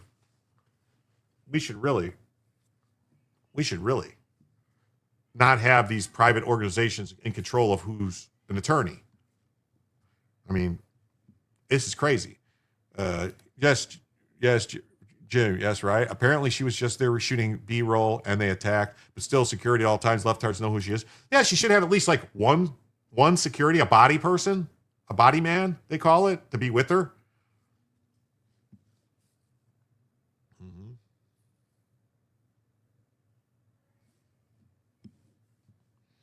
Gavin Newsom's wife's NGO. Yeah, all these people's family members have NGOs. Look at all the judges. Boasberg's family, all these judges. Judge Murphy's family. Every judge that has ruled against Trump on the immigration shit's family is working for NGOs that have to do with immigration shit or gets money from the government. Every one of them. Every one of them. It has to end. Yeah, John Eastman, a conservative attorney who helped devise this, the way this Kyle Cheney writes it, he's such a scumbag. Helped devise Trump's last-ditch strategy to overturn the election. All he did was write a memo. He wrote a memo saying this is what you can do. And so he's disbarred for writing a memo. She didn't want security. Now she's willing to have it. Yeah. The California Supreme Court disbarred John Eastman. This guy's like a fucking constitutional scholar, and they disbarred him. What a joke, man. What a fucking joke.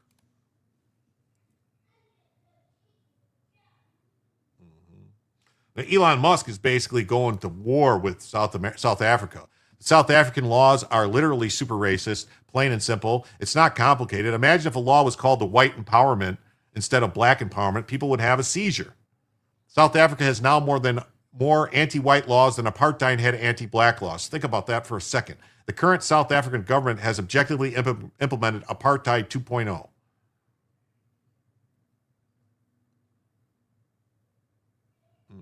This guy's going to say like, oh, no, we're not racist against Elon Musk. We just told him he has to give company to us.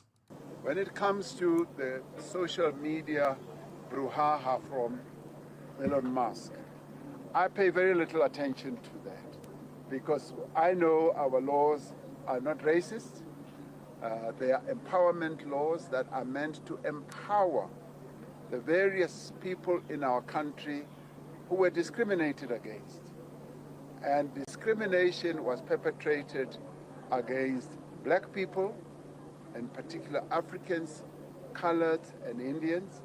It was perpetrated against the women of our country. May I say, white women were also affected. And what we are seeking to do in implementing the constitutional imperative that is in our Constitution is to redress the imbalances of the past. And to do so, the Constitution has empowered us to pass laws that are empowering, not racist. And it's interesting for me that he does not talk about the racist laws of the past, because those laws of the past actually said black people may not do A, B, C, D.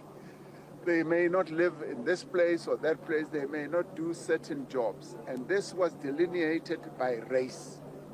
He will never find race-based laws in our laws. There are laws that are empowering all our people. Now, just to be clear, Yes, South Africa. Offshore-based companies that have difficulty because of their shareholding offshore where they come from, to in the end comply with the equity portion of our Black Economic Empowerment.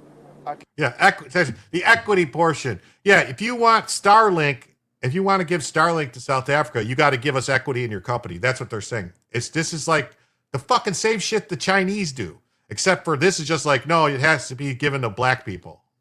But they're saying it's not racist. What? Architecture are given an opportunity through the equity equivalent process where they can do other things that are empowering. It could be in enterprise development, it could be in education, it could be in community development and all that. And many South American companies are complying with that. More than 600 US-based companies, including the blue chip companies such as Google, Amazon, Microsoft, you name them, even the big ones like General Electric. When they come to do business here, they comply with our laws. Just like all other US companies comply with the laws of the various countries where they operate. So singling out our BEE law. I would say right now, if there are United States companies that are complying with this and giving equity to them in the company to operate there, I think that might violate U.S. law. I think that might open them up because they're basically diluting shares of stock that people own. These are publicly traded companies. You can't just do that. You can't just give away shit. Yeah, just stay out of South Africa. Yeah, that's what I would say. Yeah, the mother violated 18 U.S.C. Section 241, conspiracy against rights. The statute makes it unlawful for two or more persons to conspire to injure, oppress, threaten, or intimidate a person. Jonah Finn, I hope they drop the hammer on these people. Seriously. Yeah, comply with the better be well pigmented laws. Yes. Mm-hmm. Yeah, I totally agree, Jonah Finn. I totally agree. Yeah, check it out. South Africa has more race laws now than even during apartheid. Here it is. Like you see, the years that the laws were operative. All right. There's over right here. There was 120 race laws going into the 80s, and then they started reducing it, and then apartheid ended right here. But they still had a bunch of race laws. Huh. And now, look at it. There's over 140 race laws. So during the peak of apartheid, it was only 120 race laws. Now it's 140. That's pretty weird, isn't it? Huh. So they can say, oh, we're just making up time, I guess. It sure seems like they're kind of going in the wrong direction. And if things were so great, why aren't they doing great now? Mm-hmm. Elon, this is apartheid 24.9 version. Mm-hmm. Mm-hmm. They are locusts. They prey on empathy and trick you to let them in. Then they say they were always there, and you're racist when you object to being swarmed and enslaved. Mm-hmm. Mm. This is South African population from 1910 to 2016. I've read that the Bantu expansion. Yeah, was Bantu expansion a form of settler colonialism? Like all these people that came into South Africa weren't there. They came from other places. They came from other places. All of them.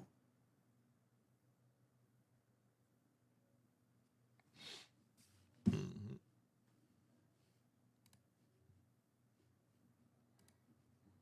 Mm-hmm. Hold on. We'll get back to some stories in a second. There was a couple things I wanted to get to for sure. Hold on, where are we at? No. We'll get into a little illegal alien crime here. All right. Just cover this to make sure we get it. So a man arrested for sledgehammer murder now on immigration detainer hold. I thought, since Rodney posted hammer time, I thought I would get over to cover the sledgehammer attack.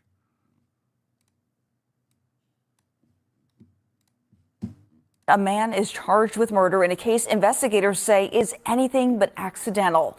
A carpenter found dead inside a home under renovation in North Harris County. Devon Roming joins us with what we're learning about the suspect and the latest from investigators. Well, investigators say the suspect in this case, Josue Chirino, has been charged with murder after being detained over the weekend. And they say he also was working on the home with the victim in this case as a co-worker. Investigators say the victim, Juan Salinas, had not been seen or heard from since Friday afternoon. His family made a heartbreaking discovery Saturday morning, finding his body inside a home near the Hardy Toll Road. During the investigation, deputies learned the car Salinas drove to the home was also missing when the family arrived, and that vehicle was later reported stolen and found just hours later with 4 people inside, including 2 adults and 2 minors. A woman and the 2 minors were eventually released, but investigators say the circumstances surrounding Salinas' death are highly suspicious and do not appear to be accidental. From my experience and what I've seen in there, this definitely does not look like a natural death. Doesn't look like something that would happen, you know, from a fall if he fell while he was working at the. I'm not going to go into detail about the injuries, but the injuries are too severe. Meanwhile, the sheriff's office says no one currently lives at the home where Salinas' body was found because it is under renovation. And investigators also say they have spoken with the homeowners as the investigation continues. Now, the suspect in this case, Josue Chirino, is currently being processed through the Harris County jail system. Wow, being processed through the jail system. Wow. Here it is. Venezuelan national Jose Chirino was arrested for murder and is accused of using a sledgehammer to beat Juan Salinas, his co-worker, to death. So let's see. Here he is. Look at him. Oh, let's see. He's yes. Murder charge, booking date. Oh, it's not going to tell us. I was hoping to see if he was white or not. Media coverage, we saw that. If you don't, it's crazy you don't have millions of likes because we are so pro deportations. This page should be booming. Yeah, it should be. It should be in the e-chair. Yeah. We got this one. Allen County, Indiana, last month, Jimmy Enrique Bonilla was arrested for child molestation and statutory rape. He has an immigration detainer hold. Reports state that he abused lasted years and the victim stayed quiet because Bonilla threatened her family. Here's the media coverage, okay? Fort Wayne man. He is charged with 3 counts of child molesting and 1 count of dissemination of matter harmful to minors. Now, court records say that the alleged abuse fucking dates cracker back ass as far white as people. 2018. He's and also continued white, until yeah. 2023. The victim reported the sexual abuse last April, saying Bonilla told her not to tell anyone or someone in her family would die. He is charged with 3 counts of child molesting and 1 count of dissemination of matter harmful to minors. Now, court records say that the alleged abuse dates back as far as 2018 and continued until 2023. The victim reported the sexual abuse last April, saying Bonilla told her not to tell anyone or someone in her family would die. He is charged with 3 counts. Wow. Let's see here. Oh, actually, no. It says he's Hispanic. So this is a Hispanic guy. So he's not a white guy, according to this. Child molesting, fondling, statutory rape, perp, at least 21 years old. Dissemination of matter harmful to children. I mean, why do we need these people in the country? Why do we need these people? We got a Honduran national accused of hit and run vehicular homicide on immigration detainer.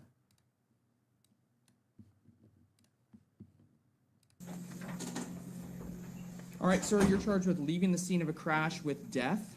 Señor, buenas tardes. Usted está acusado de irse del lugar de un accidente con una muerte. Leaving the scene of a crash with serious bodily injury. Irse del lugar de un accidente habiendo causado lesiones físicas graves. And no valid driver's license, second offense. Y manejar sin licencia válida, segundo delito. You're also being held on an immigration detainer. Ah. Oh, this race white. Here we go. Yeah, white Hispanic right here. Here it is. Look at him. Edwin Roberto Paulo Lorenzo, age 27, race white. That's a W. He's got brown eyes, and he's ethnicity Hispanic or Latino. Huh. Place of birth, Honduras, right? HD. He was arrested for hit and run crash to kill a motorcyclist, and left his adult female passenger in critical condition. Hillsborough County Sheriff's Office. Wow. Many more have to die at the hands of illegals. All this blood is on Biden and his handlers. How many more need to die?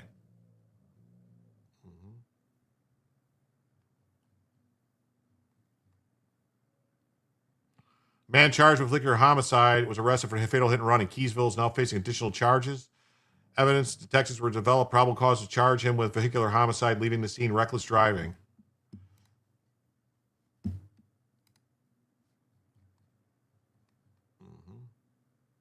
This guy, we saw that one, this one. Oh, look at this. Forsyth, Georgia. Rogelio Perez was arrested for child molestation. He has an immigration detainer hold. Look at that. Race white. Reporting states that he's been previously arrested for kicking a pregnant woman. So, look, we got another white man. Look at this white man over here. Race white, male, 28 years old. Rogelio Perez. Child molestation. Huh. Fucking white people. Stop it, white people. Stop all this, white people. Meet Vipin Panchal, an illegal alien from India. He was driving drunk and crashed and killed his passenger. ICE just arrested him. 160 Democrats voted against a bill that would deport illegal aliens caught drunk driving. They want to protect people like this. Another white guy. Oh. Meet Rhaegar Mandela Allen, a criminal illegal alien and gang member who was arrested in Florida after he attempted to flee law enforcement, dragging a police officer into a fence. He's wanted for murder in his home country of Jamaica. This is the kind of scum that Democrats want to keep in our country.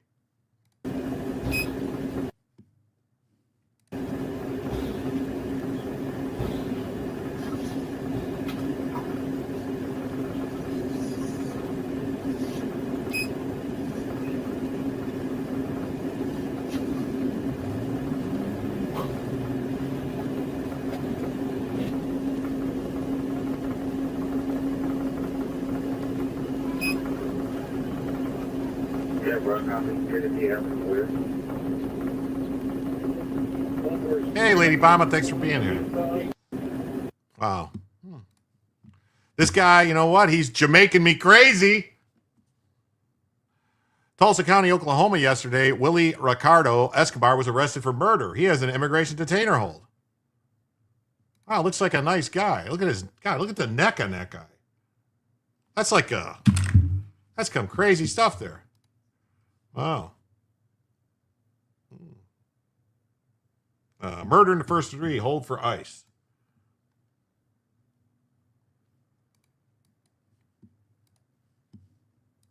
Police say Willie Escobar admitted to killing Carla Gramajo Cabrera inside their home Wednesday after an argument. Escobar told detectives he then placed Carla's body in a car and then drove around before dumping her body near 76th Street North and Pittsburgh Avenue. They say Carla's family reported her missing and found a history of domestic violence and suspicious behavior. After a search, officers located her remains just off the road, hidden under a mattress. Escobar was booked into the Tulsa County Jail. Police say he should be booked right into it's confirmed. Is this a different guy? Is that the same guy? Looks different. Marita Escobar. Okay. Oh, here we go. Here's a good one. Earlier this month, Carla Gomez Infante was arrested for aggravated sexual assault on a child. And it's another white male raping children. Why is it that why is every one of these illegal aliens who rape kids, why do they classify it as white? Can someone explain that to me? Another violent white guy. Makes you not want to trust the crime statistics, right? Makes you wonder what's going on here.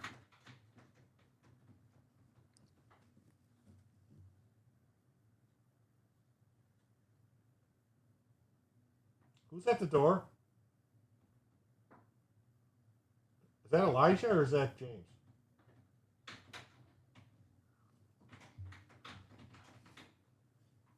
Suspect is a cartel dick sucker. Yes, probably. Otherwise, a good guy, friends say. Yes. Illegal alien. We got this one. Davidson County, Tennessee. 2 of 4 arrested in a robbery crew have immigration detainer holds. 4 members of suspected serial robbery crew are jailed following their arrest last night by Violent Crimes Division detectives. Seized were thousands of dollars in cash, narcotics, including fentanyl and guns.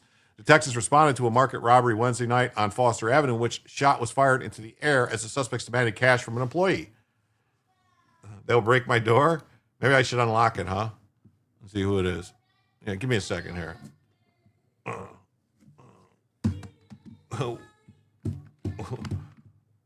Willie may actually be white. Oh, maybe.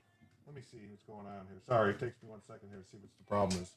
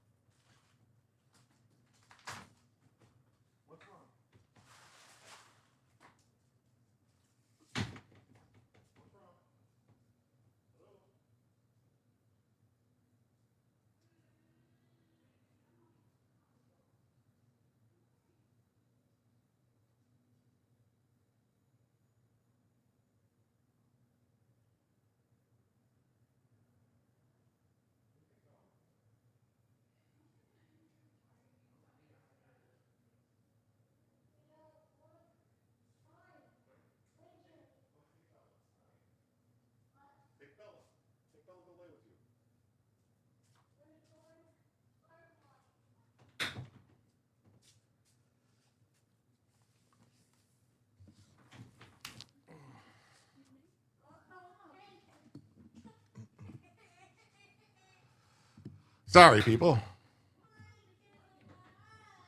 So detectives conducted a search of Martinez's Harding's Place apartment and recovered a shotgun, fentanyl, and more than $15,000 in cash. Mm-hmm. Nice tattoo on the neck there. Mm-hmm.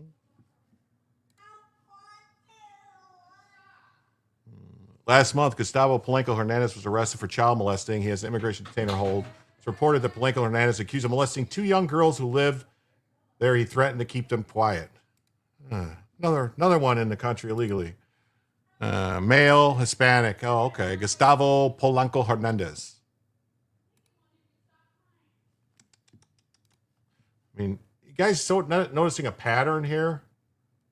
You guys noticing a pattern here with these illegal aliens molesting kids? Gustavo Polanco Hernandez is charged with 6 counts of child molesting, along with 2 other lower level felonies. Newly released court records obtained by 21 Investigates today show a girl reported missing earlier this year was recovered by police, and when she told them that she had been sexually assaulted by Polanco Hernandez, prompting a further investigation. During interviews with the Department of Child Services, police learned the girl's sister reported being molested. Both girls relayed multiple instances of being sexually abused by Polanco Hernandez, according to court records. The second victim told Polanco Hernandez told her to, quote, shut up, and if she told anyone, he would kill her, end quote. Gustavo Polanco Hernandez is charged with 6 counts of child molesting, along with 2 other lower level felonies. Newly released court records obtained by 21 Investigates today show a girl reported missing earlier this year was recovered by police, and when she told them that she had been sexually assaulted by Polanco Hernandez, prompting a further investigation. During interviews with the Department of Child Services, police learned the girl's sister reported being molested. Both girls relayed multiple instances of being sexually abused by Polanco Hernandez, according to court records. The second victim told Polanco Hernandez told her to, quote, shut up, and if she told anyone, he would kill her, end quote. Gustavo Polanco Hernandez is charged with 6 counts of child molesting, along with 2 other lower level felonies. Newly released court records obtained by 21 Investigates today show a girl reported missing earlier this year was recovered by police. And when she told them that she had been sexually assaulted by Polanco Hernandez, prompting a further investigation. During interviews with the Department of Child Services, police learned the girl's sister reported being molested. Both girls related multiple instances of being sexually abused by Polanco Hernandez, according to court records. The second victim told Polanco Hernandez, said Polanco Hernandez told her to, quote, shut up, and if she told anyone, he would kill her, end quote. Gustavo Polanco Hernandez is charged with 6 counts of child molestation. Oh, I didn't know that that's on a loop. I didn't realize it was on a loop. It just kept going. The way they were talking, it sounded like they were going to say something else. I don't know. Okay. We got Honduran national Jose Everardo Vidal Lenore has been sentenced to 26 years for lewd conduct with a child under 16. Huh. He was originally charged with rape of a 7-year-old. So he raped a 7-year-old and they reduced the charges. Wow. Idaho Falls, what do you know? New this morning, a Honduran man was sentenced for lewd conduct with a child. Yesterday, Jose Everardo Vidal Lenore was found guilty for lewd conduct with a child under 16. The incident occurred in June of 2025 in Idaho Falls. He was sentenced to 26 years in prison with no eligibility for parole for at least 6 years. Lenore will also be given a federal immigration detainer, which will be served upon release. New this morning, There was a comment I wanted to bring up. Yeah, right here. 2 words. Wood chipper. Wood chipper. Yeah. These people are not going to assimilate. Yeah, and it is. Kids today, you're correct. It's cultural bias. You know, we're just not open to these other cultures. You know, we're not used to our women and children being raped and murdered. We have to be more open. We have to be more understanding of other cultures.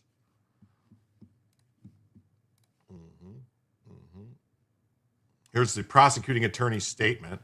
It says he's a citizen of Honduras, was sentenced for lewd conduct with a child under 16, which occurred in June 2025. The state argued for a combined sentence of 25 years with no eligibility parole for 8 years.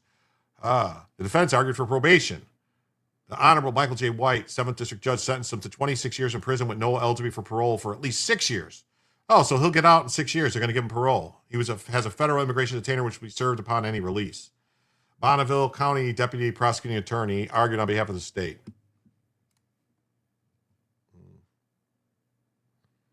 Families distraught after deaths of 2 children. Man accused denied bond and held on immigration detainer hold. Oh, what do you know? Oh, it's like this just keeps happening. Well, guys, I'll tell you this. These mothers were pleading with the judge this afternoon, visibly shaking and in tears as they described this horrible incident that happened to their 2 children, asking the judge to deny bond. And that's exactly what happened. They talked about the lasting effects that this will have on their families. And one of the mothers of those children even witnessing the entire incident. I watched him almost hit me. And then I ran to my son, and I held my son while he bled to death. Megan and her family members stood tall in court Monday afternoon while the man charged in connection with the tragic deaths of 2 children awaited a judge's decision on bond. Bond is hereby denied.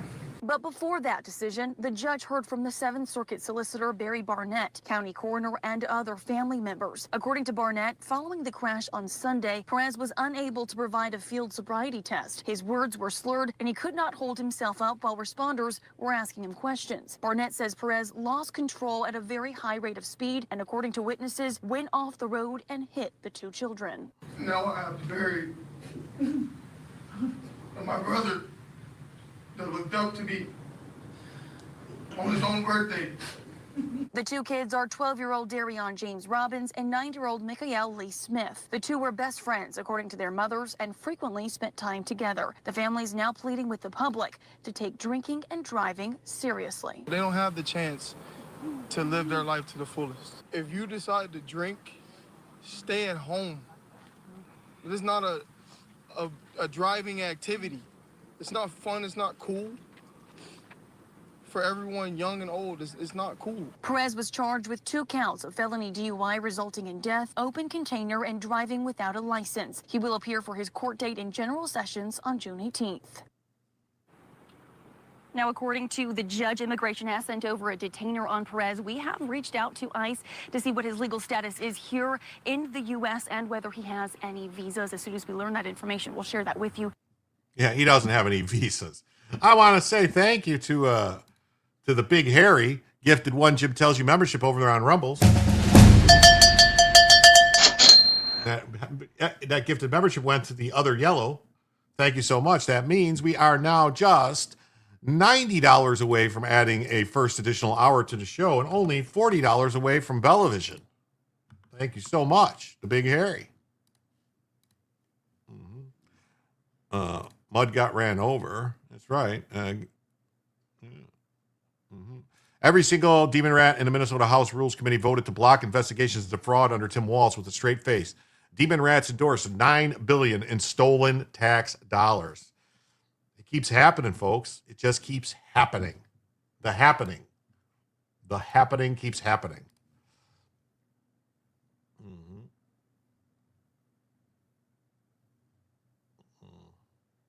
Oh, here's more. Here's a little bit more of the coverage. We'll do this. This is a little bit more of what happened with that.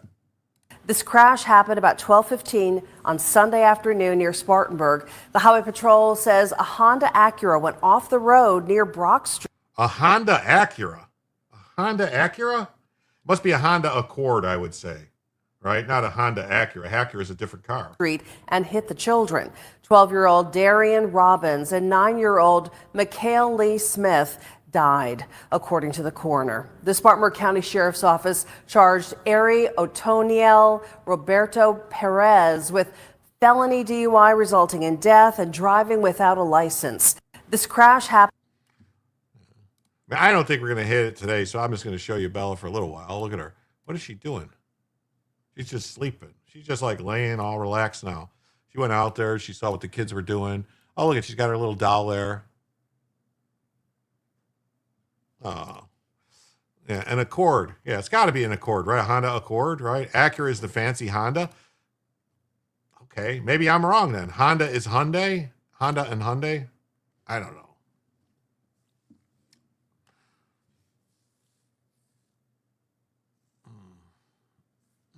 She's just chilling there, yeah.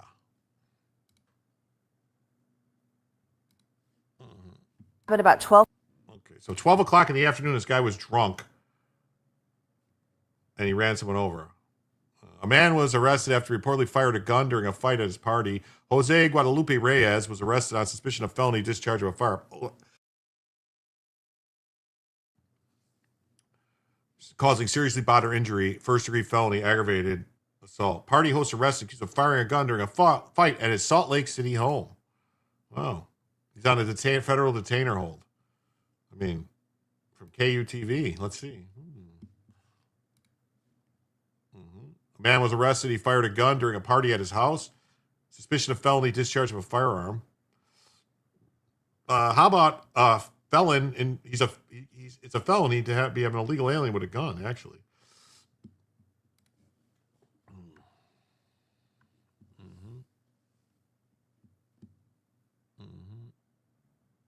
Like Lexus is a fancy Toyota.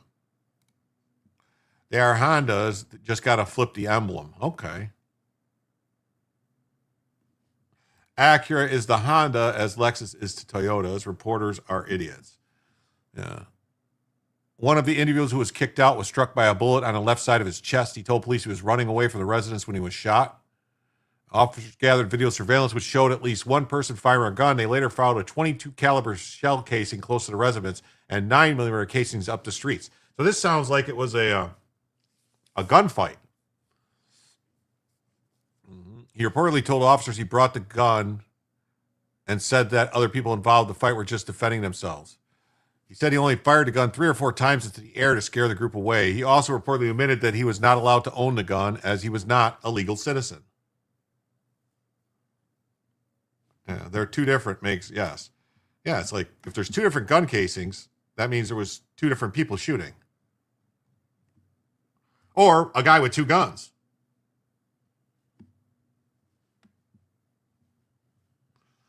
That's crazy. That's just crazy.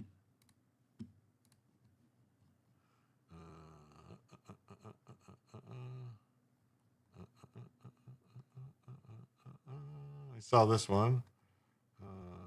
Oh, is this a new one? Mecklenburg County, North Carolina, a Venezuelan national, Luis Alfonso Marcano. Why is it with always the double last names? Perez, Marcano, has been arrested after his pregnant wife said she accidentally shot herself after taking a gun from him, killing her baby. His wife said he had been drinking and shooting the gun into the ground before she took it from him.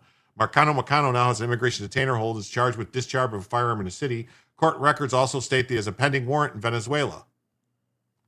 So it's another white guy, right? Race white. See? Race white. After speaking with family members, so do we think that the wife accidentally shot herself, or do we think that he shot her and she's just lying for him? I think she's lying for him. Spoke with campus at the hospital. She told him she accidentally shot herself with a pistol at a birthday party. She said she went to put the pistol in her pocket and accidentally pulled the trigger. Well, okay, maybe. Officers were able to speak with Lewis in the lobby where he was detained. He was transported back where he was interviewed. He waived his Miranda rights and advised that he had a birthday party for him last night at the residence. He stated once everyone left, it was just him and Sabrina on the back porch. He said there was an argument between them, and retrieved his pistol and admitted to shooting the ground next to her feet. He said he then placed the pistol on the rail of the back porch, and Sabrina then grabbed the pistol, tried to put it in her pocket, and pulled the trigger, shooting herself in the stomach. Lewis then admitted to dropping her off at the hospital and going back to the house to retrieve the pistol, which he threw into the woods. She said she went to grab the pistol. I don't know, man. This story sounds weird to me. Don't you think? We think this sounds weird? Mexicans have 5 less names to shadow themselves. 4 kids in Catholic schools, priorities.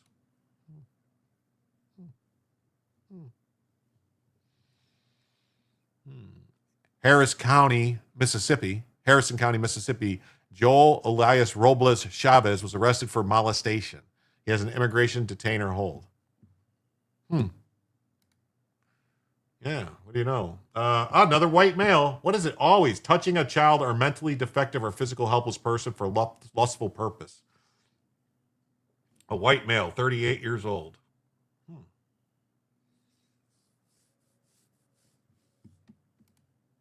You guys seeing the pattern? Walter Fernando Esteban was arrested for stalking and kidnapping. He has an immigration detainer hold. He's got a very odd-shaped head, this one. Very odd-shaped head. Just says male, no race. Kidnapping, no bond. Hold for DHS. We got ICE arrests Honduran national charged with raping a woman in Missouri on Easter Sunday. DH says Christian Lopez Gomez entered the U.S. illegally in 2024 and was released into the country. The agency is now asking Missouri not to release him.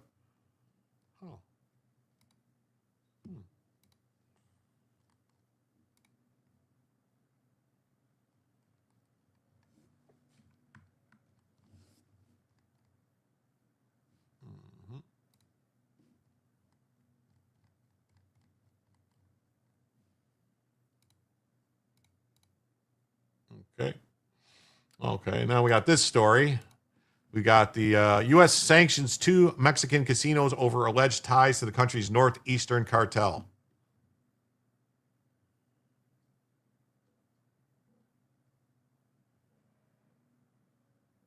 Where was the pocket located?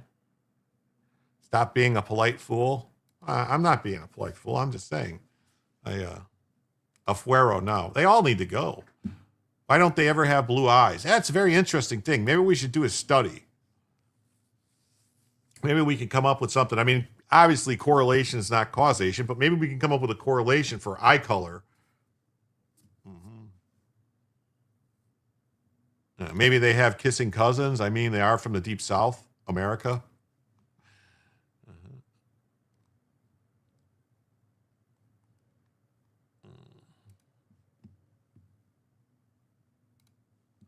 The U.S. Treasury Department on Tuesday issued sanctions against 3 individuals and 2 casinos for their links to Mexico's Northeast Cartel, one of several criminal groups designated last year as a terrorist organization by the Trump administration. Washington has intensified its crackdown on the Northeast Cartel, heir to the former Zetas, which has been accused of trafficking weapons, drugs, and people, and is characterized by its violent practices and extortion. kids today says, my first Honda Civic I bought for 150, drove it for a few years, sold it for 200. As I say, the old Hondas used to be Mexican casinos involved with cartels. Why is anyone surprised? It was ugly, but it ran. Yeah, those old Civics, is what I'm saying. Like in the late 80s and 90s, those Civics that were made in like this late 70s, early 80s, those things ran. You could have a Honda Civic that was like a 1982, a 1983, 84 Honda Civic. That thing would get 250, 300,000 miles. No problem. No problem.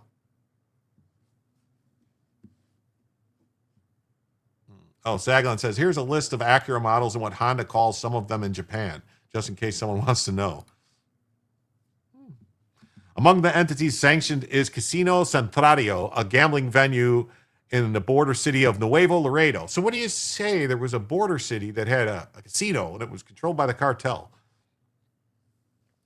which the U.S. claims functions as a drug storage hub and a mechanism for laundering money through gambling activities.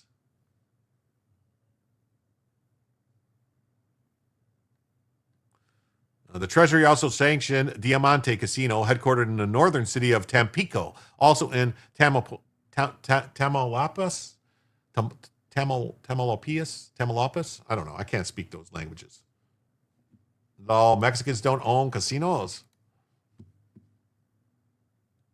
Sanctions were also levied against high-profile enablers, including Eduardo Javier Esala Valdez, the alleged gatekeeper of the cartel's human smuggling routes in Texas, and attorney Juan Pablo Bonilla Rodriguez, cited for providing illicit support. So casinos connected to Cartel de Noreste. Nuevo Laredo. Now, I'm going to tell you, if you ever are in Chicago and you're around 18th Street and Halsted, there's a place called Nuevo Laredo. It's a Mexican restaurant that is fantastic. They make their own tortillas fresh. So they have a factory that makes them there and stuff. And their steak tacos are like, I'm not guaranteeing it's steak, but they taste fantastic. Mm-hmm.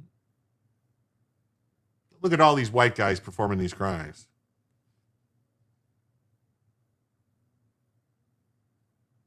The U.S. sanctions block assets that targeted people have in the United States and prohibit people from doing business with them in the U.S.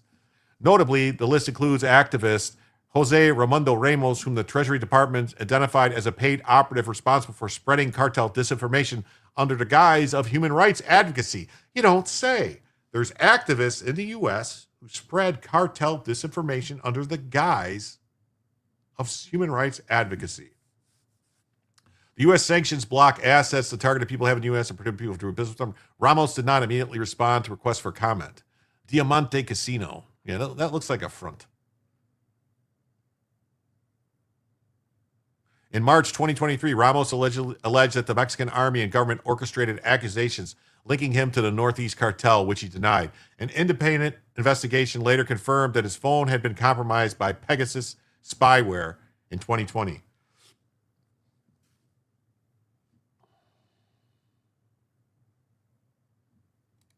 And I heard, why all seem to be called white? I'm just saying.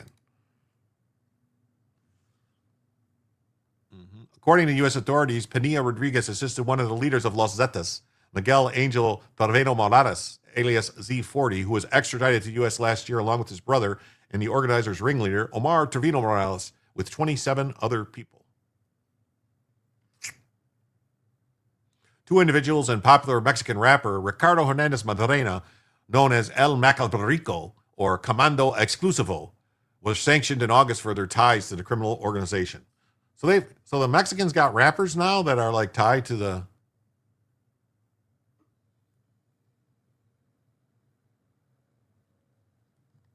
That's crazy.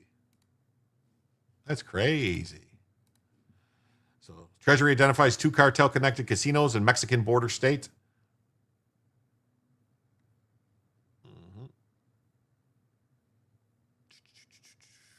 It says, information released by the Treasury Department revealed the casinos, located less than 2 miles south of the Texas border in Nuevo Laredo, is owned and operated by the Cartel del Noreste faction of the Los Zetas through shell companies. In the back rooms of the casino, cartel gunmen would hold and torture some of their victims. In addition to being used to launder money, the Zetas also used the casino as a stash house to store fentanyl and cocaine. Cocaine, federal authorities revealed. So we saw all this. All right. CBS News, same thing. Oh.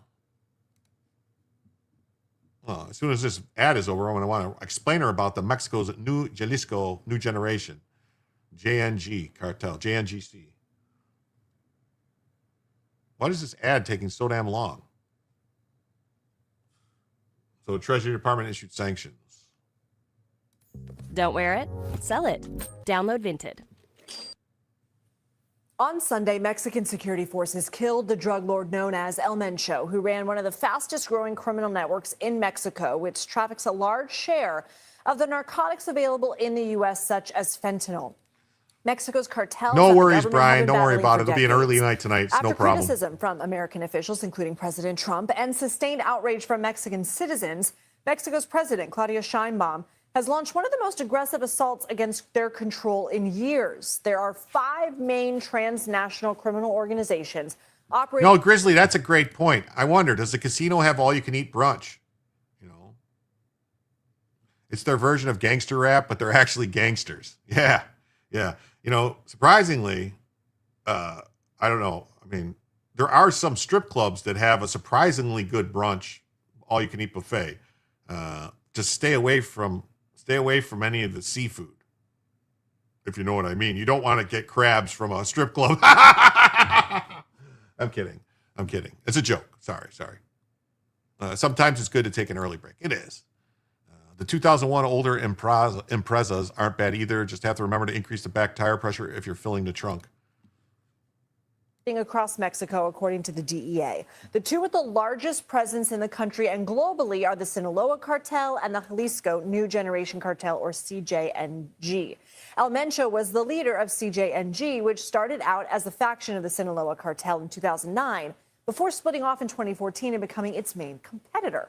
It's estimated to have between 15,000 to 20,000 members, according to the National Counterterrorism Center, and has trafficking operations on almost every continent worth billions. Its criminal activities include drug smuggling, kidnapping, migrant smuggling, extortion, and other crimes, according to the National Counterterrorism Center. The State Department designated it as a terrorist organization last February. About a third of all CJNG violence targeted civilians between 2018 and 2022, according to the Independent Violence Monitoring Group, ACLED. Now, some of the major incidents involving this cartel include the assassination of an Uruapan mayor known as a fighter against organized crime, along with attempts on the lives of a state prosecutor in Guadalajara and Mexico City's police chief. Concerns remain that CJNG losing its leader could lead to even more violence as the surviving leadership battle for control of the organization and the remaining cartels battle for dominance. Sheinbaum has not only targeted cartel leaders, but those in positions of power that enable them. Her administration has led a government operation that began in November 2024, targeting municipal leaders who assist cartels with their criminal operations, which has resulted in more than 60 arrests, including some members of her own party. Wow. This face has lived 56 years. No. So, no, Jim doesn't frequent strip joints. I did long time ago when I was a young man in my 20s. I would go occasionally. But there was a couple that had some good buffets. That's all. And all I know is the buffets in Vegas when I went for a timeshare sales pitch were really good, gained 5 pounds. The Vegas used to be fantastic. It's changed. It really has gotten so bad. Like the last time I was in Vegas, I was like, oh, I ain't going back. I mean, you used to get great comp stuff if you were gambling and stuff, but it's just, you got the phone and computer on listening in stereo. Sounds nice. That's great. This is an eye-opener. I thought the Mexicans were hardworking Catholics. They lost time and money on me, but I did say I'm not buying up front. Yeah, I actually got, one time I went to,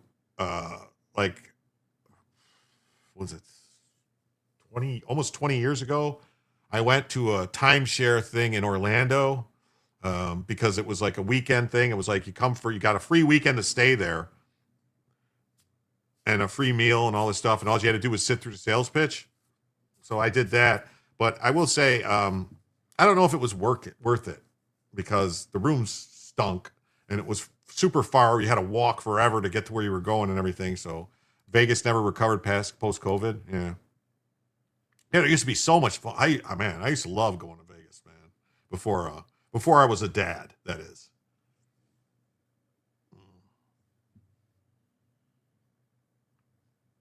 Mm-hmm. Mom and kids go to mass. Dads rarely do. You're talking about in Mexico? I don't know. I mean, I've known some Mexican people that are very religious. You know, they have those things on their, you know, the candles and the things and the like all set up with the little guy, the patron saint of drug dealers.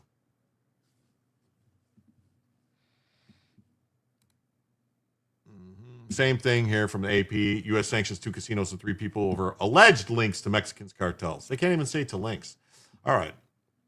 Now, you guys saw yesterday or the other day when the picture about Trump as Jesus, or that they said was Trump as Jesus. So today, Trump posts an image of himself with Jesus. So the radical left lunatics might not like this, but I think it's quite nice. I was never a very religious man, but doesn't it seem, with all these satanic, demonic, child-sacrificing monsters being exposed, that God might be playing his trump card? Mr. Trump reposted an image in his Truth Social of an embrace from Jesus, saying he thought it was quite nice. That unexplained mass shooting didn't help either. Oh, yeah, that did not help either. I love Trump. Thank you, Brooklyn. I love him too. I just want him to do good. I want America to be great again. That's all. Mike Johnson said he's the one to tell him to delete the post. Who does Mike Johnson think he is? So President Trump posted an apparent AI image of Jesus, an apparent AI image. So are they saying that they think there was actually a picture of Jesus embracing Trump that was a legitimate picture? Because otherwise it's apparently AI. What else could it be? Yes, Jesus is the Son of God. Yes. 2 days after he deleted a post that prompted criticism that the Republican president had compared himself to Jesus. The image reposted to Mr. Trump's True Social account shows Mr. Trump with his eye closed, President Trump with his eyes closed, touching temple to temple with the similarly posed Jesus. Trump is standing behind a microphone, and behind him is an American flag. The original post had a caption, "I was never a religious man, but it doesn't seem, with all the satanic, demonic, child-sacrificing monsters being exposed, that God might be playing his trump card." Trump reposted adding, "The radical left lunatics might like this, but I think it's quite nice." Why do we need a pope if we have a Bible?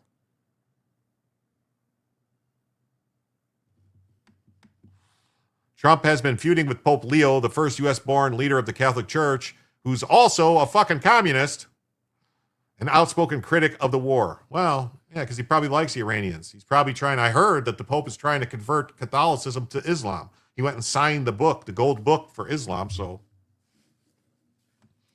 John says, "I want that as a poster. We'll sell millions." It could be great. President Trump reiterated his criticism of the religious leader on the night of April 14th in a separate post on True Social. He urged, "Someone please tell Pope Leo about the killing of the protesters by Iran, and that for Iran to have a nuclear bomb is absolutely unacceptable." On the evening of April 14th, Vice President J.D. Vance, you see how they say Vice President J.D. Vance, but they wouldn't call Trump President Trump? Pope may be paid by demon rats, maybe. "I sort of wish Trump wouldn't troll the left so much. It makes it hard to get them to listen to reason with all their flustered." Yeah. Who is going to take over? Todd Blanche? It was Todd.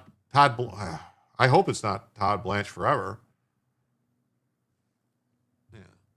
So J.D. Vance said that the Pope was wrong to say that disciples of Christ are never on the side of those who once wielded the sword and dropped today's bombs today. And that's very important for the Pope to be careful when he talks about matters of theology. We need everyone to watch the movie Dogma. Yeah. To resurrect a fake Muslim. False Muslim. Leo said in response to Trump's previous attacks that he had no fear of the Trump administration, and a forceful speech In Algiers, he denounced neo-colonial world powers. Neo-colonial world powers.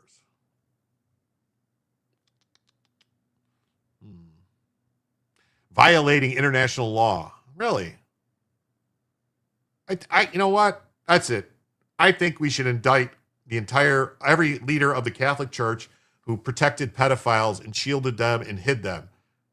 Right? Go after him. Go get that Pope. Let's see what that Pope was up to. Who was he hiding? How many kids did he diddle? Christian voters have formed a critical part of Mr. Trump's political base. President Trump's base.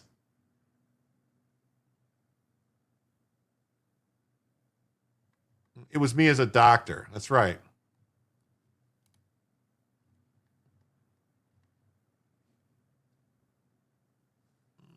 Vegas let the corporate entertainment venues ruin it. People aren't coming to gamble.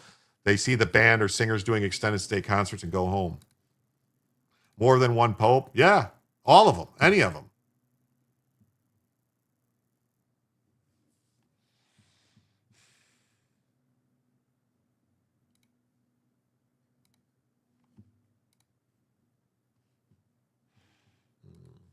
Lisa Hill has a Trump hosts AI image of being embraced by Jesus amid criticism. What is this? Yourself depicted as Jesus Christ. Well, it wasn't depicted. It was me. I did post it, and I thought it was me as a doctor, and had to do with Red Cross as a Red Cross worker there, which we support. And only the fake news could come up with that one. So I just heard about it, and I said, how did they come up with that? It's supposed to be me as a doctor making people better, and I do make people better. I make people a lot better. As an example, the 11,000, I understand your husband's going through treatment. Yes, sir. Yes, sir. He's going through some very serious cancer treatment, so yes, sir. This goes a long way. Yes, sir. It sure does. Oh. Well, I had Bellavision activated just because, and then Christine, our good friend Christine, gave us $25 on Cash App. So that means, folks, that we are now. We are now. It means we are now just $65 away from adding an additional hour to the show. Thank you, Christine, for the 25 on Cash App. Thank you so much. Switch YTube is more awake. I don't know what that means. Yeah. Okay, Mr. President, stop trolling. Yeah, sometimes the trolling could be. Yes, thanks, Christine. Thank you. But Bella's already activated, so I just put Bella Vision. I activated it because I owed a half hour from last night, so I figured I would pop her back on for the half hour. Maybe it's a Da Vinci. Yeah, it could be a Da Vinci. That could be true. It could be a Da Vinci. But thank you, Christine. Thank you. Thanks. I tried 2 hours ago. Don't worry, Karen. It's okay. It's okay. I do this show because I like to do the show. I like to talk to you people. I like to communicate with the chat. I don't do this for money. I do this, the money is like an additional thing just to cover costs and stuff like that, but it's not like the whole purpose of it.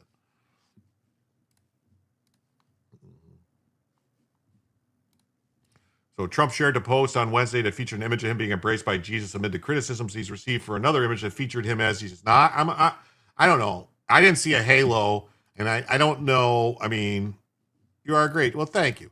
The radical left lunatics might like this, but I think it's quite nice. Image was originally posted by an ex account with the caption, "I was never a religious man."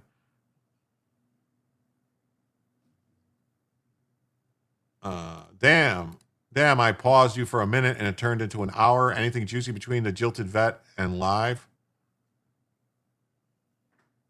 I don't know what that means, Alan Sparks.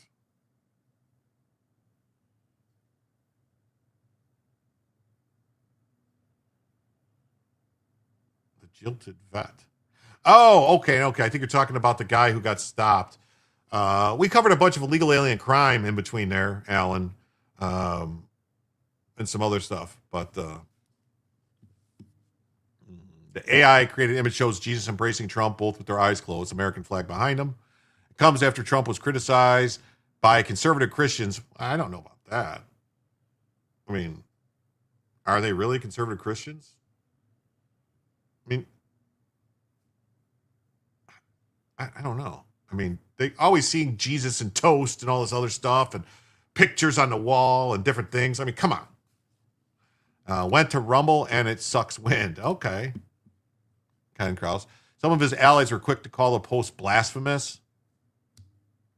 Conservative political activist Riley Gaines. Why? Seriously, I can't understand. Either way, two things are true. A little humility would serve him, and God shall not be mocked. I didn't think he was mocking God.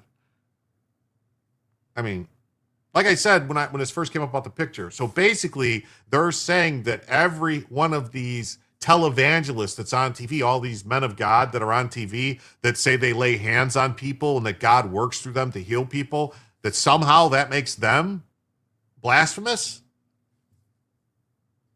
I mean, isn't that the whole meaning, that God works through people to perform miracles? Isn't that part of the whole thing?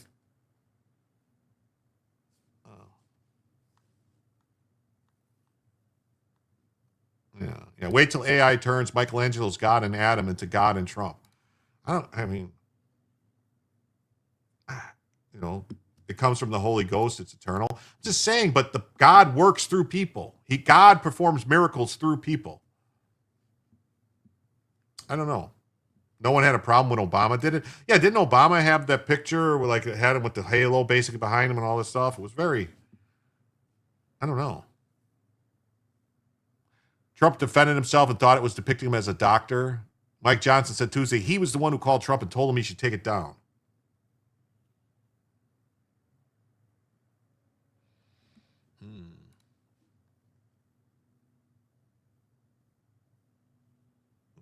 And here's TMZ says, Trump says, see, I can't be Jesus. He's standing right next to me.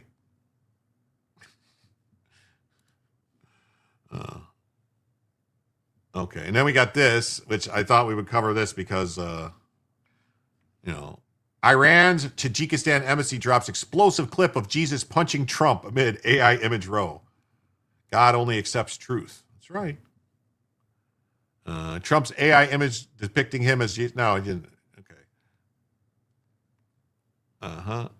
Several Iranian diplomatic accounts have launched a satirical social media offensive mocking President Trump.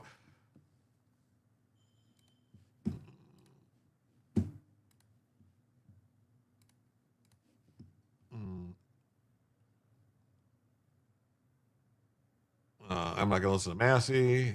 So the Tajikistan on Tuesday posted AI-generated video of Trump punching Trump in the face, posted the video on its account. Let me see if can I get the video? Okay. So here's the video, just so everyone can know what we're talking about here. Here's the video they're talking about, posted by the Iranian embassy in Tajikistan. Your reckoning has come.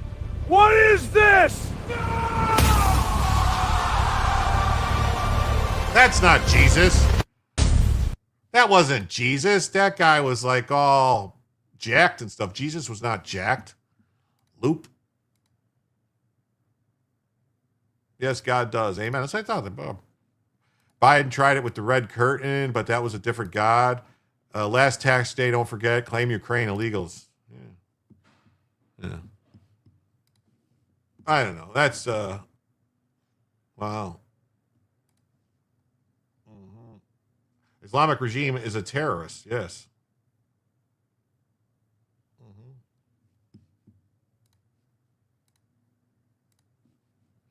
Christ is seen emerging from the skies above Trump in an image the president initially posted. The Iranian video includes the top of the Truth Social post where the initial Trump video was attached. The automated voice says, your reckoning has come as Christ approaches Trump. For another voice yell, what is this? Trump is seen screaming no before Christ punches the president, causing audible splatter of blood to burst from his mouth. Trump's body turns and plunges down a fiery pit as Christ watches. The video is one of several released by Iranian embassies mocking Trump and Israeli Prime Minister Benjamin Netanyahu. Iran has engaged in a heavy social media battle with the Trump administration amid the U.S.-Israeli war. Well, yeah.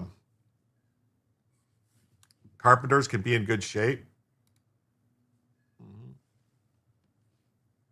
The Dems are running another hit piece. Yeah. Most notable have been AI-generated videos created by Iranian embassy explosive media, which depict U.S., Israeli, and Iranian leaders as Lego minifigures. The videos lampoon Trump and Netanyahu about promoting Iran's military capability. The Trump administration also waged a battle on social media using images from the video game series Grand Theft Auto and spun bod squares to score points online and highlight the accomplishments of the U.S. Armed Forces. Very Islamic. I hope Trump remembers it in his negotiations. Yeah. A spokesperson for the explosive media defended the company's relationship with the Iranian government. He accused Trump of funding a coup, referring to the mass protests in January. Our videos are anti-Zionist. Okay, the Punch video mocks the deleted image. Why would here's the thing is the Iranians think Jesus was just a prophet. So why, this doesn't make a lot of sense. Oh no, Ask Krakistan made a shit meme. Maybe the blue hairs will have a little giggle in their bleak useless lives. Yeah, right? What do you think? I think it's not that good. Doesn't make a lot of sense to me. But who am I? I'm just a person on the internet.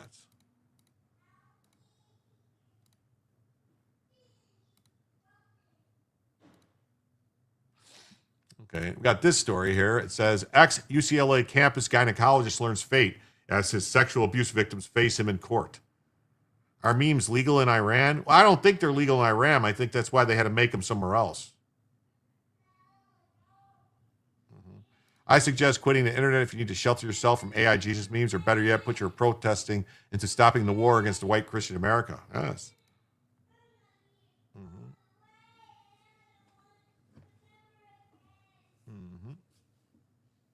I agree. I agree. Let's see.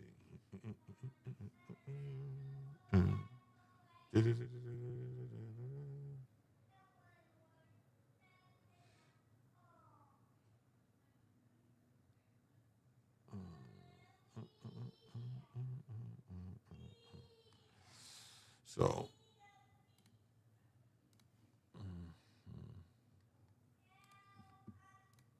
disgraced UCLA gynecologist is heading back to prison after admitting to sexually abusing patients, closing a years-long legal saga that drew accusations from hundreds of women.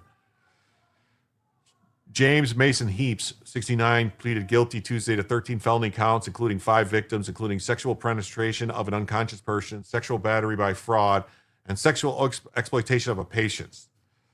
So this is like the second one, right? What was the other gynecologist's name that was like Michigan, right? Michigan University, something like that.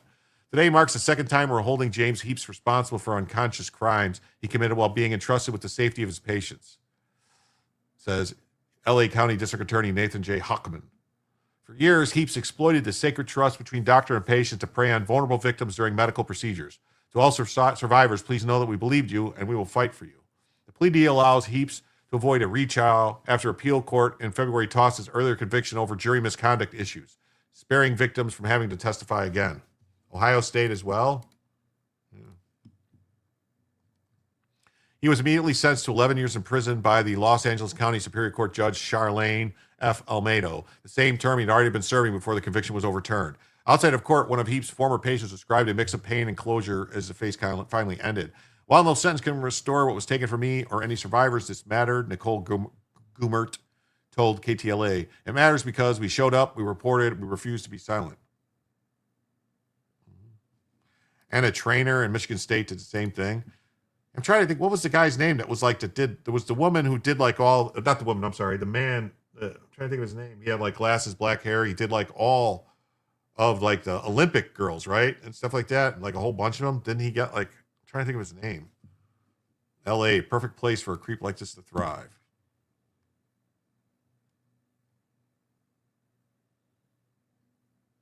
She doesn't look like a college student. The charges Heaps admitted to represent just a fraction of the allegations against him. Authorities say hundreds of former patients have accused the longtime doctor of misconduct during his decades at UCLA. Attorney John Manley, who represents more than 100 accusers, said the resolution left many clients conflicted.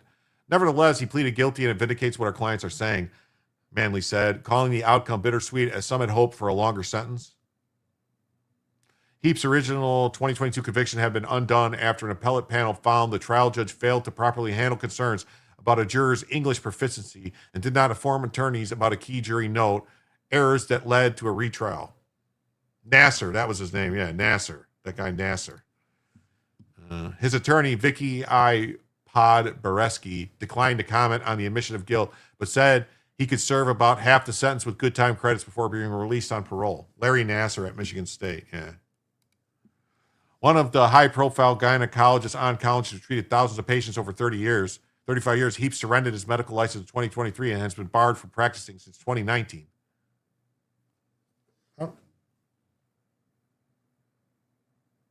I mean, the scandal has cost UCLA roughly $700 million in settlements tied to lawsuits accusing the school of ignoring or concealing abuse claims while allowing Heaps to continue access to patients, many of them vulnerable women undergoing cancer treatment. Is there this is a serious question. Is there like a lot of girls in college that have cancer, like cervical cancer? Is that really a lot of that going on at that age?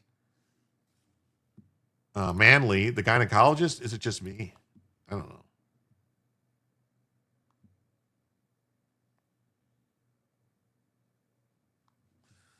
More than 500 lawsuits have been filed, marking one of the largest sexual misconduct cases involving a university physician in U.S. history.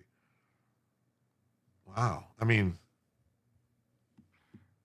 Richard Strauss had 110 boys. Is that the guy is that the one who was giving the guy that was using his own semen to impregnate women that came for like IVF or something like that?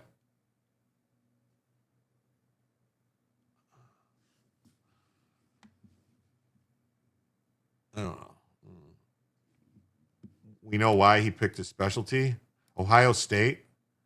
Ohio State, is that the guy? How the hell does a college have $700 million to pay out all these claims, liability insurance? Well, it could. I mean, they have.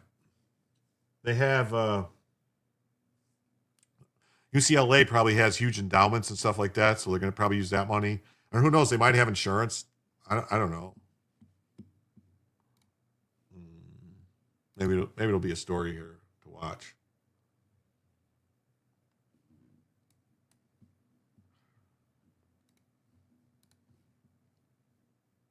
So look at that face. That guy is a serial child rapist, and he's about to be back on the streets in September, thanks to California's elderly parole program.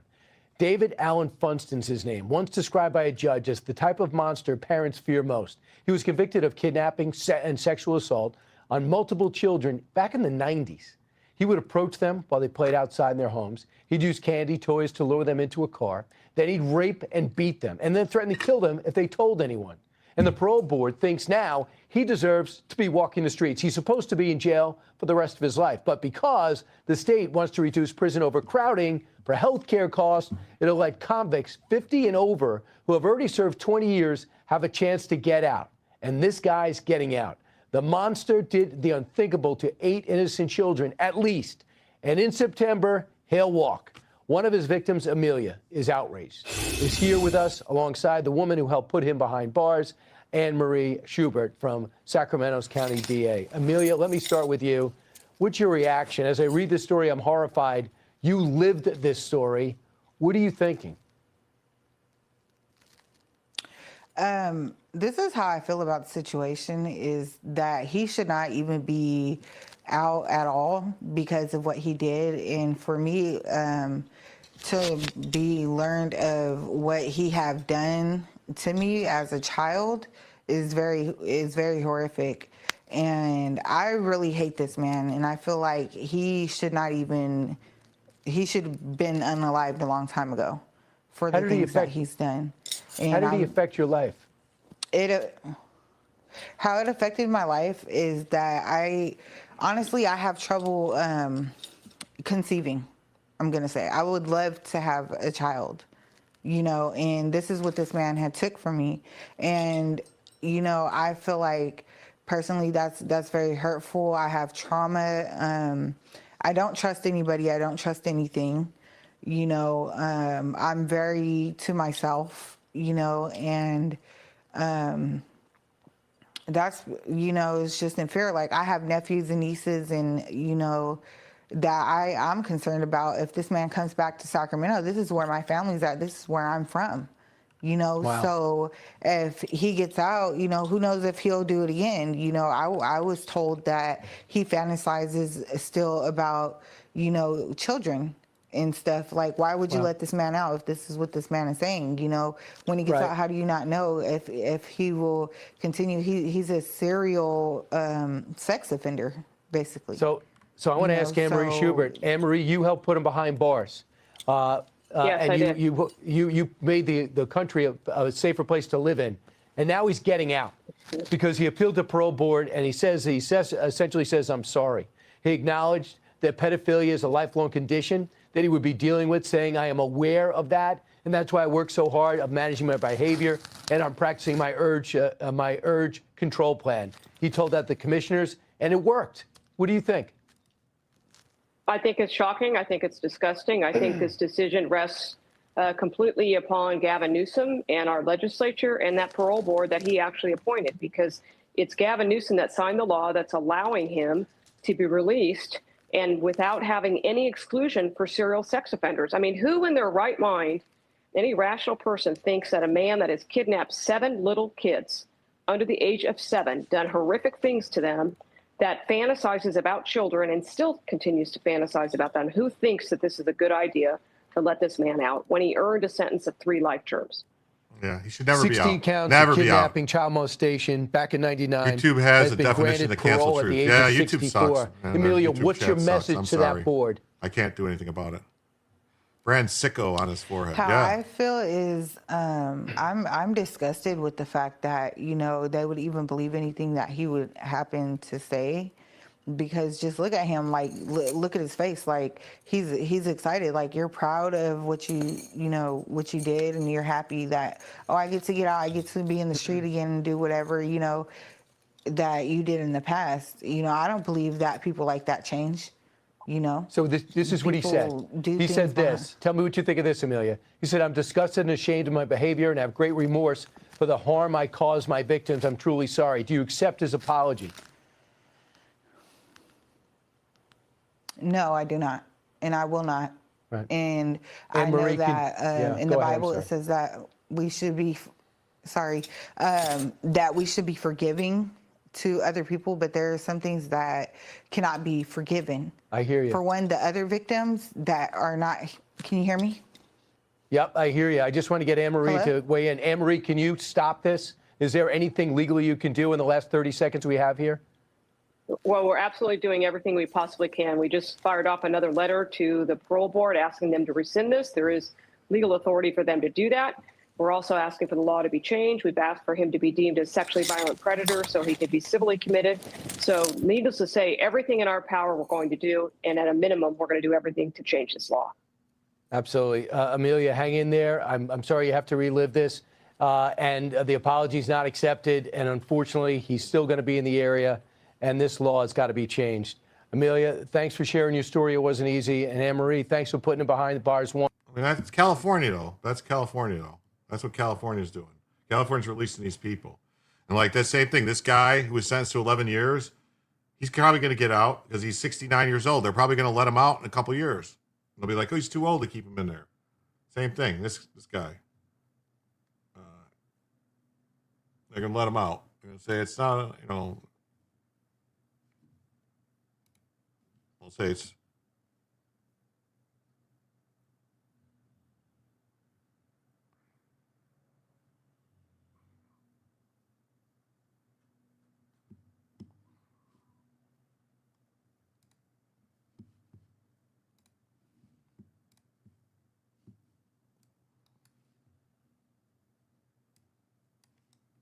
Right, looking forward to hearing further developments. Thank you so much, Jazz. Yeah. And now to the major decision when it comes to the tickets you buy for concerts. oh, this is not the story I wanted. Not my bad, people. I thought that was going to talk about this. All right. Oh, we got this story. Sanctioned Chinese ship fails to break the blockade. California is a great place. Don't believe me. Oh, okay. Turn him into a carrot. Vegetate him. These people are not changed. There is a cure. It's pretty cheap, too. Yeah, they do have cures. They come in all different sizes. Some are like, 22, 38, 9 millimeter. They come in all different sizes. It's real cheap. Less than 50 cents. Less than 50 cents a shot for the cure. Chinese-owned tanker was among at least 8 ships crossing the waterway on Tuesday, the first day of the U.S. blockade. A U.S. destroyer stopped 2 oil tankers attempting to leave the Iranian port of Chatabar on the Gulf of Oman on Tuesday. That's the one. Yeah, that's what I'm saying. It's the one. U.S. sanctioned tanker Rich Starry made its way back to the Strait of Hormuz on Wednesday after exiting the Gulf the day before. Shipping data showed failing to break through the U.S. blockade. Love you too. One good earthquake away from becoming 49 states. Ooh, that could work.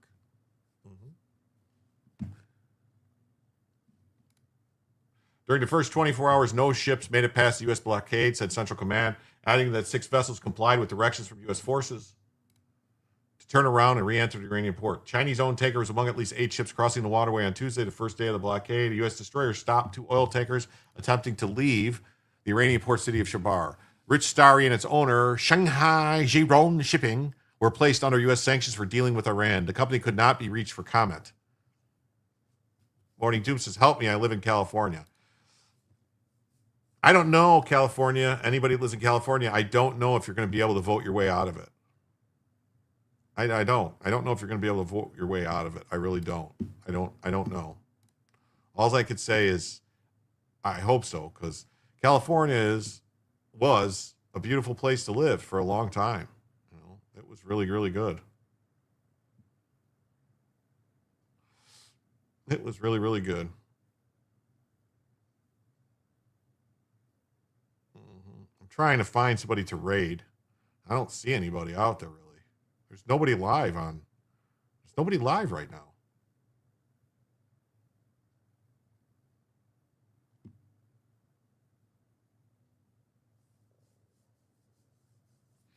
There's nobody live right now to raid. Huh.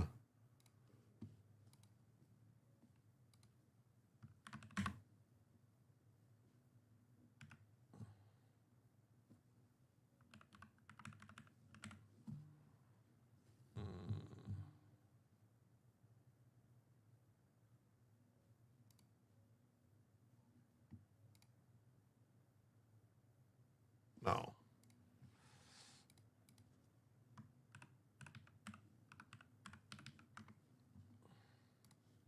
I guess this is it. I'm going to have to just do this. I don't know. I hate to do it. I hate to have to do it. But I guess that's what I got to do. I guess I don't have a choice. So, anyway, third Rallify is on at 10. I'm going to be ending the show, though, in a second now. It's crickets out here. That's what I'm saying. It's like there's nothing going on. And so I'm going to call it an evening. What about Nick? Nick who? Nick isn't live. Nick's not live.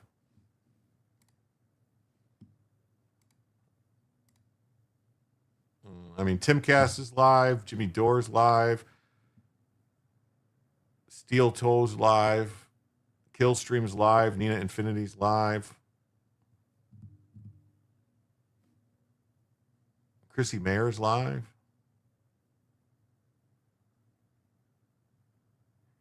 I don't know. I mean,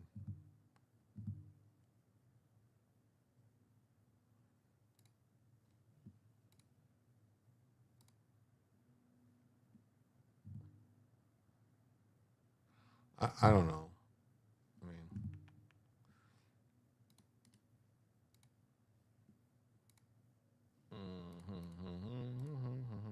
I don't see anybody live. Anyone got any good things?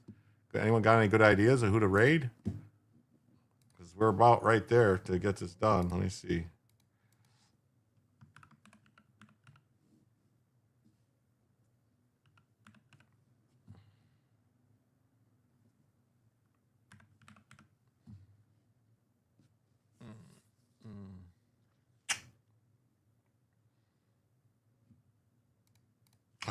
I guess, I don't know. Let's see. I'm gonna let them pick it. Fuck it.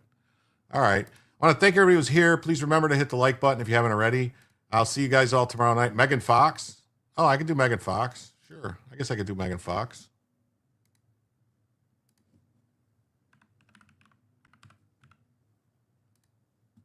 Is she live right now? Oh, I guess she is. She got a whole bunch of people over there. Okay. Copy. I guess Megan Fox is live. She's got a whole bunch of people there, too. Okay. That's what we'll do. We'll do Megan Fox. So thanks, everybody. It's her 50th birthday. Okay. Nick's on her channel. Oh, okay. All right. I'll do that. That's what I'll do, everybody. Go say hi to Megan Fox.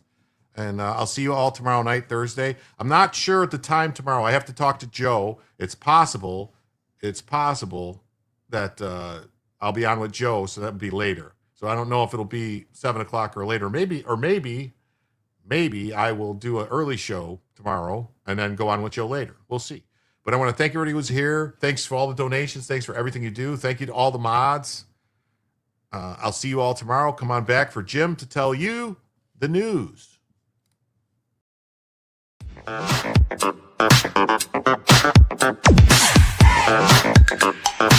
Thank you.